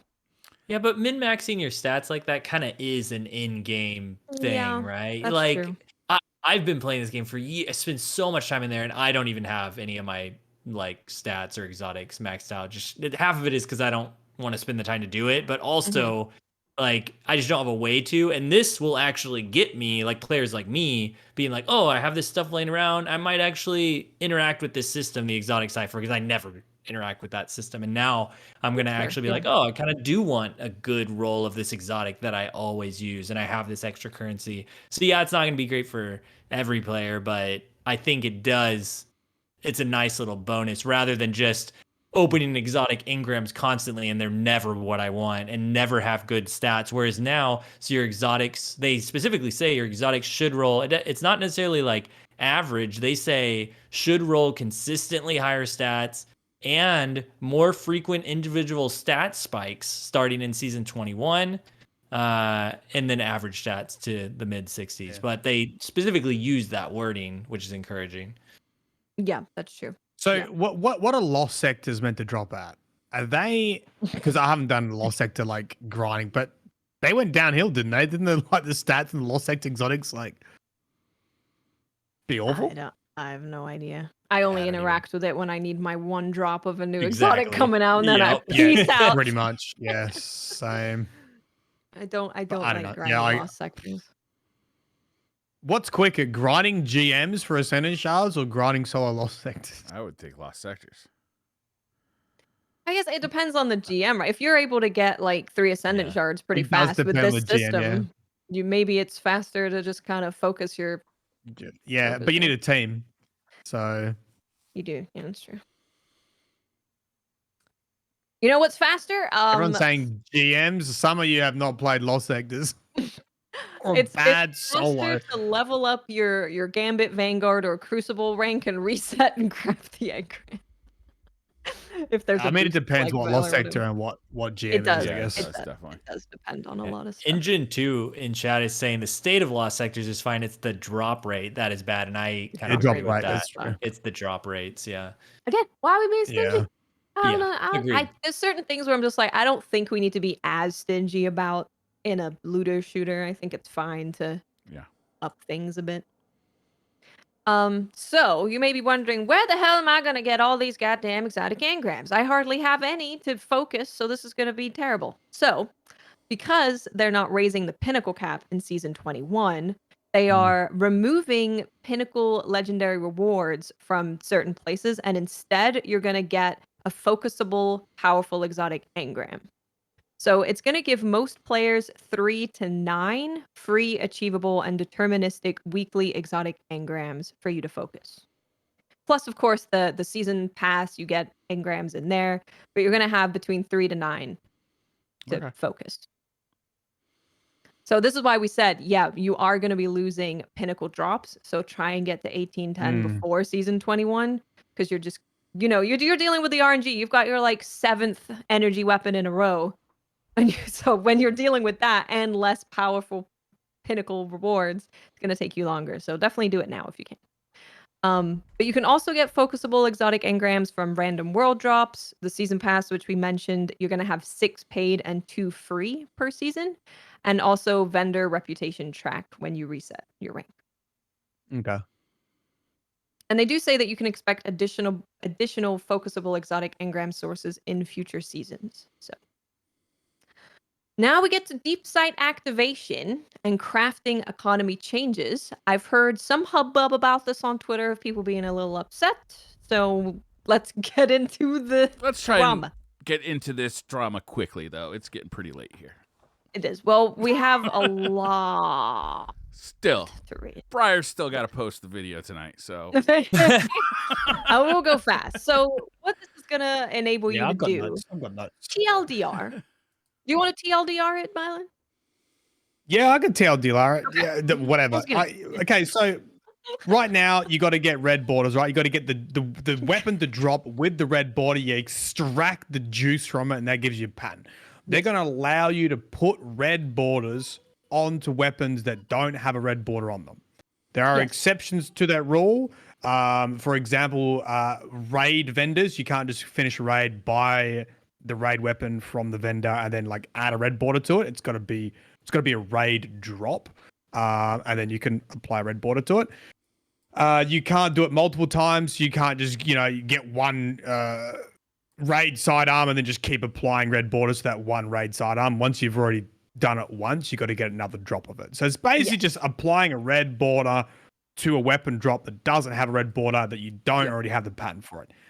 But the hubbub is about, of course, the economy, new currency called harmonizer. It's going to cost you 1 harmonizer to apply a red border to a weapon that doesn't have one. It's going to cost, if it's a raid weapon, it's going to cost 15 spoils. And the way that you get this currency is you get 3 of them free in the season pass and 3 on the paid track in the season pass. And you can only hold 1 at a time. So it seems like for the next season of the Deep, season 21, you'll be able to get only 6. And some weapon patterns 5. Range between 3 to 5, right? Depending on what weapon you're going for. So it's going to allow you to max get 2 red borders a season if there are only 3 weapon patterns and 1 if you're looking at like a raid weapon. That's rough. The hubbub also comes from that you can only hold 1 at a time. People were upset about that you can only, because if they do increase the way to get them, if you are already holding on to 1, you're not going to be able to get another one to drop. But yeah, I think most of the hubbub was that it's a new currency and like, why are we adding another currency? Because currencies are annoying. But we'll see how it really is. This is really for you to round out your collection. Like, obviously, if you have missed a lot of seasons or are like a returning player, this is not going to be like a catch-up mechanic. Like, if you took whatever season off and you didn't get any of like the red borders from Season of the Seraph, this is not like going to be a way that you can dip into that pool very easily. This is like for people that have been playing for a bit and maybe you're missing a couple patterns on certain stuff and you want to chip away at that. Like, this is going to be helpful for that. This is going to be helpful for raid weapons, I guess, as well. But it's not like a way to complete your collection. It's not a way for returning players or new players to dip into those seasons that had red borders. And you're like, everyone's using Arkellos, so how do I get one? You're like, okay, maybe you can get 1 weapon from the previous season, but you're not like rounding out your whole collections, This would be very helpful for supplementary. Right. For the Neomuna weapons right now, because I know a lot of people that are Yeah. just missing like one Yeah. or two. So that Yeah. would be very helpful in Yeah. those kind of situations. Yeah. Yeah. So Um, The next part is quality of life, which I can go through real fast because TLDR, Bungie has been adding triumphs to raids and dungeons to increase the drop rate this is of the nice. exotic. They're adding all of those triumphs to the other previous raids and stuff so that you can increase the drop rate chance of getting the exotic, which is great. Mhm. Love that. So yeah, Last Wish, Deepstone Crypts, Vow of the Supple, Vault of Glass, and King's Fall. I thought it was a great system to do triumphs to increase your exotic drop rate. So they're going to go back and add them to those raids. So if you're missing the exotic raid weapon from Last Wish, Deepstone, Vow, Vault, or King's Fall, you can go and do some triumphs and increase your likelihood of getting that exotic drop. Finest Matter Weave Matterweave? and Rainmakers. Rainmaker, rich. gone. Oh, so Reduce good. to We're atoms. rich. You just need to Dead. use the thing and you get a thing. So Finest Matter Weave, you're going to get 1 enhancement core. The Glitter Glimmer thing, you're going to get 3,000 glimmer. Yep. Boom. Bada bing, I'm bada boom. rolling in money. We are now Bing all rich. We all had our stocks and the Yep. stocks have gone up and we can sell them whenever we want. I will be poor very soon. True. I'm sure you have a certain amount of those laying around because I'm sure you weren't popping them to use them. I don't know anyone who frequently pops them. Next. Vanguard bounties are getting updated. We don't need to go because, through I it. Just guess for the bounties are they're being updated. their bounty's been updated. They're You not look, that there's interesting. the ones that well, you can do them anywhere, but you get more progress now in Vanguard Ops for and Oh, that's Nightfalls. awesome. That is good. Yeah, yeah. There's a couple of caveats for that, but it doesn't matter. Good Boy Protocol, the doggo, the Robo Doggo's coming back. It's got a permanent spot in the tower. Good boy, good. Put in with the chicken. We'll make a farm. Yep. Season price update. We've already spoken about it. Trials. It's going up by 200. Yeah. Oh, this is what you've been asking for. What? Yeah, this is a big one. Listening. This is a big one. Listening. Yeah. So, and also I just want to say, yeah, like Bungie, we rag on them a lot, but I certainly appreciate the weekly communication and the Twitter communication that we get. There's not a lot of games that get this amount of communication from the dev It's a studio. lot. No, especially So, with the kind yeah. of feedback they get for it. Right. So the Right. fact that even if they're telling you stuff that you don't like, the fact that they're telling you stuff, I certainly appreciate no matter what. So they're adding some new cosmetics for opening the lighthouse chest.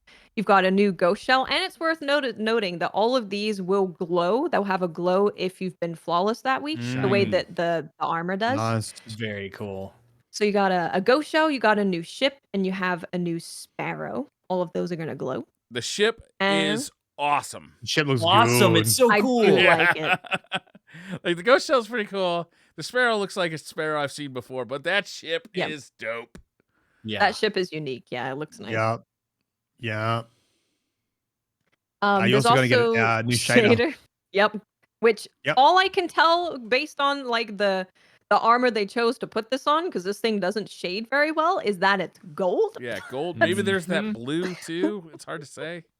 Little I bit think of you brown, actually get a golden better look brown. at it on the messenger picture, because I think the picture of the adept messenger further down is the same kind of shader as the shader that you're getting. Right. Because what Ugh. they're doing Yuck. with what they're doing with shaders is they're actually adding trial shaders. They're adding 3 for season 21, 22, and 23 that were only on adept weapons before. You couldn't actually obtain them Oh. and put them on your armor. And there's been some really cool shaders, but you're gonna actually get them, be able to put it on other weapons in your armor now, which is I did not see that. That's awesome because they have that blue gold one. That's what I from a want. PC. Yes, that one Yeah. was so cool. That one Okay, was that's cool. awesome. That one was very cool. And these, you earn these on just when you go flawless. You go flawless, you get it right away. That's it. That's You don't cool. have to but you need like to do it during the grind season. RNG. Yeah, yeah. Mhm. You do need to do Yeah. it during the season. Yep. The messenger's coming back, and then we have Unexpected Resurgence Adaptive Arc Glaive, which they have shown as a picture. New glaive. new glaive in the trials. And they also give us the dates. So the glaive is going to be available on June 9th, and messenger will be available June 16th. So you can put it in your calendar if you want to get any of them. I just can't get excited for grinding a But I- messenger again. That's fair. It's from D1. Yeah. So I get it. I don't know if messenger's worth it anymore, is it? With Desperado, like it doesn't. I don't know. No Time to Explain is absolutely slapping faces at the moment. Is it? It is. Unless Yeah, it you've has been versed for a No Time to long Explain, time. but it feels very strong again. Speaking of Yeah. other There's- Destiny 1 weapon. Literally the first like legendary weapon you got. That's true. They did change it a lot. You got a little buddy, a little time buddy. There's going to be 2 weapons removed from the loot pool in season 21. It's going to be the Inquisitor shotgun and Whistler's Whim bow. You'll be able to get them through legacy focusing, but those are leaving. For the lab talk, does anyone have a Looky. TLDR? Yeah, I got it. I got Okay. the Yeah. TLDR. Okay. There's a Sort of. big So- chunk. Oh no, you go. Yeah. There's a weird thing that happened where everyone who was playing in the labs last time was like, I swear it is putting me on like in an impossible situation when I'm solo where it's putting all the good players on the other team and I'm just getting absolutely demolished. Well, that actually kind of was happening. There was a matchmaking system that allowed them to match on card state and track skill, and they were just going to use it for tracking purposes, it sounds like. And they had believed they had disabled skill-based lobby balancing because the intent of the new system is to randomize, but it was not randomizing. It was actually lobby you. balancing. Yes, and so it was making your games very difficult if you went in solo and you were an above average player. So it was very bad for you. Basically, this still exists in the next labs. They were able to pinpoint and fix it for season 21 when all this goes into effect, but they could not fix it in time for the next labs. And so basically, if you are an above average player, do not go into that playlist the labs weekend solo. It will be a bad time. It's gonna lobby balance you. So it's gonna lobby balance. Is there an actual separate thing you click on for labs for trials? I thought it was No. just all in the same No. spot. Not all the anymore. same. Yeah. Okay, so it is just plain trials. Yeah. It's just playing trials. It's just they were doing a little experimentation in the Mhm. trials playlist. And Yeah, that is That must be why I had such a bad time because I'm such a good player. I was getting put in Clearly. Yeah, no, that make yeah. lobby I think balancing. so. Yeah, you got the balance. number 3 PvP player in Destiny. If you don't include Aztec Cross. Yep. Also along with this, Hold on a second. he's He's got got to say something. Okay. Hold on a second. I need to say something because someone in the comments like, it'd be good to have someone on this podcast that was in the top 10% of PvP. I went and looked at my PvP stats. You can look them up too if you want. Mylan hashtag 5131. I was in the top 60%. Thank you very much. So I'm nowhere near the top. So you do have a casual dog shit opinion. It comes from me when it comes to PvP. Called your Okay, continue. opinion dog shit, by the way. Just so put that out there. He said your opinion sucks. Yeah. Well, I don't know also what I- with this, they said that from the labs, they were able to extrapolate a lot of data from the people who did play, I guess specifically in teams, and the way that everything went down, and that they've made some adjustments to how it all works out, specifically with the practice pool and the challenger pool, like that whole system, and those players who couldn't participate in the challenge pool or just wanted to stay in the practice pool, that they got enough data from that to really get this, because there is skill-based matchmaking for that weekend there, and they thought that it went really well for the players who didn't want to just get stomped, that the stomp mechanics were working appropriately, and it will work even better in season 21, and they feel really good about all that. That's basically the lab section. That's good to hear. Yeah. Yeah. What did The they adjusting the say? adept, they like clarifying the adept They rewards. did. That's too, what it that, was. like, Yeah, that was yeah. something we were really unsure about. Yeah. So on 7-win cards, even if it's Oh, yeah. flawed, you can farm adepts. You keep your card, you keep playing. you have a higher chance of getting a depth rewards on that card. So trying to encourage people, I guess, not to reset. And they did clarify that this was active on Sunday because that's when the Yes. flawless pool Only on happened. Sunday. It was on Sunday. Yeah, it was on Sundays and I guess Mondays. But now they are making it happen right away on Friday. So if you go flawless, you can then just Yeah. keep your ticket all week. Even if you've lost, you can keep farming the adepts. You can play with other people because there's no card-based matchmaking. So if you just really want to farm for the gun, you can play by yourself. You can play with a team. You can play with your friends, and be able to get more drops of that adept. I love Yep. the emphasis Yep. on keeping your card. Like, you just play through that card, and once you get flawless, you just stay there. Like, you just play with your friends. You do whatever you want. The mindset isn't just reset, reset, reset, reset. It's like play that card out and then just keep playing with your friends or do whatever. You don't have to keep going back to the tower or do any of this other stuff. You just keep playing and have a good time. Yeah. There is one other thing from this that I wanted to point out, because there's been a lot of talk over the course of trials about lobby balancing, and while yes, skill was in this last labs that happened, it's nice to have the confirmation that we have not been tracking skills in trials, and so they haven't been doing lobby balancing, if you've ever felt that way. And their intention for season 21 is to be completely random. Is when you get matched, you don't feel like it's lobby balancing against you. It's just complete randomness, which I like to see. I know that various players have different opinions about it, but it's cool at least to have that dev confirmation.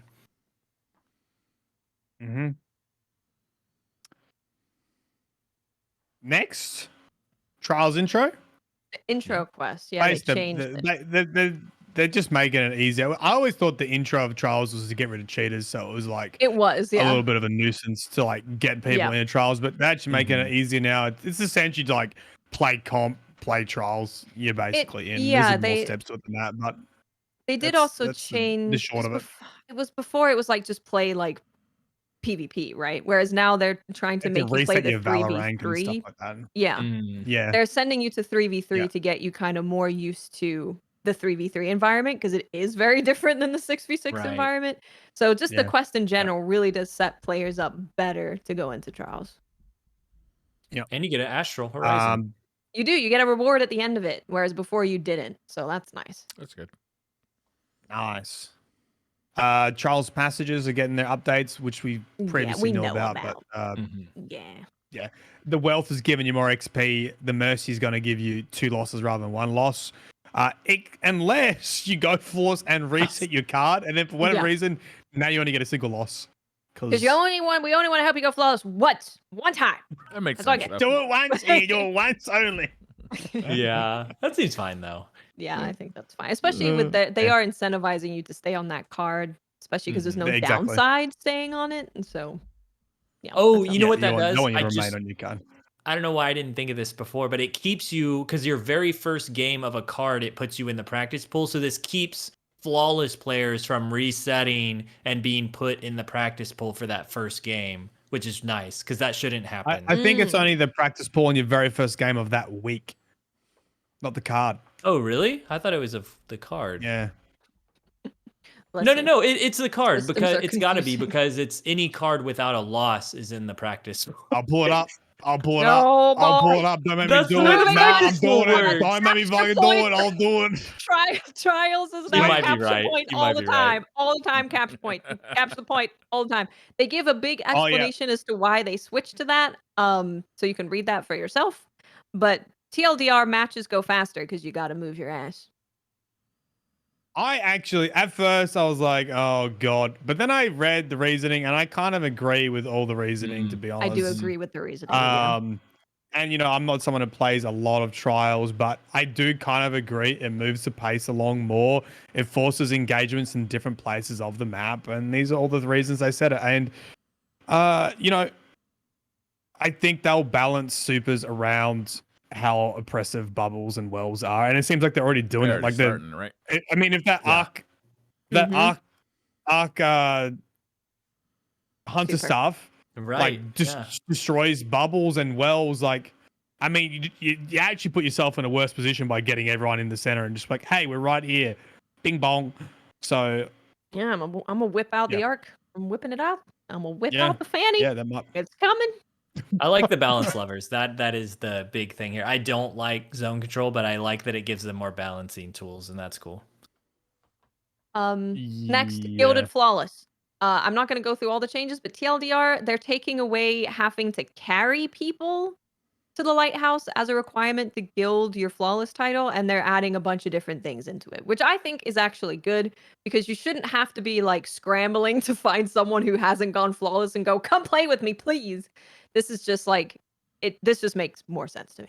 Yeah. To gild your Yeah, Flawless. this is when this was explained to me. This is my too long didn't read. I just said all the sweaty hobbits in chat are happy because it's personally easier for them because they don't have to carry useless hobbits. Well, I haven't gilded my Flawless because I always forget to put the freaking emblem on, and then it's like too late into the season, and there's no one there for me to like play with, or I don't want to play trials anymore. So this is great. I love this. This is nice. This is very nice. And more cosmetics in this emblem. This is new nutty. Emblem. Very cool. Very cool emblem. I like it. And to do Which it, I'll what do you have to never do? get. You can get it. I believe in you. We You can do have it. to go flawless, but never trail, Never. which means never lose a round. Well, that's not No. true. Yeah. Always win your first round and then basically never trail. Yeah. Yeah. We can do it.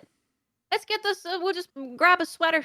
I mean, we're Smiling. calling Lego and Wilson this weekend. Oh, let's do it. I'm telling you, I can't. Oh, let's do it. And I'm Me, fine. Mylon, and I'm Lego. Let's do fine. it. I'm fine with that. I know I'm you're fine with it, but not getting this stuff. but maybe we want to try. You know, maybe it makes us want to try. Oh, doing I mean, I'll it. give it a try. I'll give it a shot. Sure, bring me double along. Yeah. I'll try. I'll I'll bring my bring the bubble. Gather and Storm. You bring the bubble. Be great. Mm-hmm. But this is great. We always wanted another something that you can earn or like something to chase in trials besides just going flawless because we had that in D1 and we're kind of getting that, which is really nice. It kind of looks like a scarab too. Did you notice that? It does look like a scarab. Yeah. Scarab emblem. It's Scarab's nice. back. It is nice. It's nice. It's nice to have cosmetics that are like a bit of a super flex. Like that's a bit of a flex. This is why I play games. I want to whip my penis around and say, "Look how cool I am." Same. But for some reason, I never get that reaction. I don't know why. No one ever says how cool I am. When I whip it out, they run away. It's so strange. Where away? What's going on? Now I gotta talk to all my neighbors, tell them I'm moving in. It's awful. Free wallpapers. Oh, Rusted Lands won. We're not there yet. By the way, Oh, Well, no, Rusted I Lands. thought so sorry. Hasn't I'm won excited. yet. too soon to call now. it's Almost. winning. Rusted Yeah. Lands is winning. You convergence Yeah, nerds. Rusted It'll Keep going. win. Actually, keep going. Convergence nerds. God bless your souls. Keep going. Yeah, keep going with that. You keep doing it. Then it's wallpapers. Yeah. And then take- it's it, take us is it? away. I think that's it. Yeah. Yeah. We did That's it. Whoop, whoop, Season whoop, of the whoop, Deep, whoop, whoop, whoop. I am excited for. I think it Yeah. looks like a super, super cool season. The armor is very unique. Yeah. think I don't it'll know be if it's gonna be a beautiful- super cool season, but that art Really. looks super cool. Exactly. Yeah. Like the theme gets me excited, and the fact that we're like there with the fish and looking at Sloane, and she's got to take an arm. Like there's a lot of mystery there, a lot of questions that I want to dig into, and yeah, it gets me excited. Copy that. Yeah, it looks real good. The- I think we're gonna skip Twitter questions this week. I'll try and save some of the ones you asked this week for next week. But if you really want them asked, ask them again. Yeah, give your questions again. There were some good stuff in there. Yeah, there was so, some good stuff. If you want your question, just copy paste. Just Yeah. copy paste it. You don't need to Copy retype paste. it. No, Copy paste. It was a big news time. it was a big Yeah. news week. I Jeez. mean, there was 2 huge posts. Yeah, we could have spent our entire time on just one. So Yeah. Seriously, like yeah. yeah. All right, guys, let's wrap this one up. Thank you guys for Mhm. joining us. Thank you very much. Make sure to watch everyone's videos. If we don't see any taints popping up, you're That's right. all getting banned. That's right. Taint Yeah. scratching is the way. Get out. Yep. Get Drop out your there, taint, taint show scratchers. And love. spread the love. Make sure you clean first. Yeah, wash your hands frequently. All right, guys. Thank you all for joining us. We'll see you next week. Bye. Bye. Bye.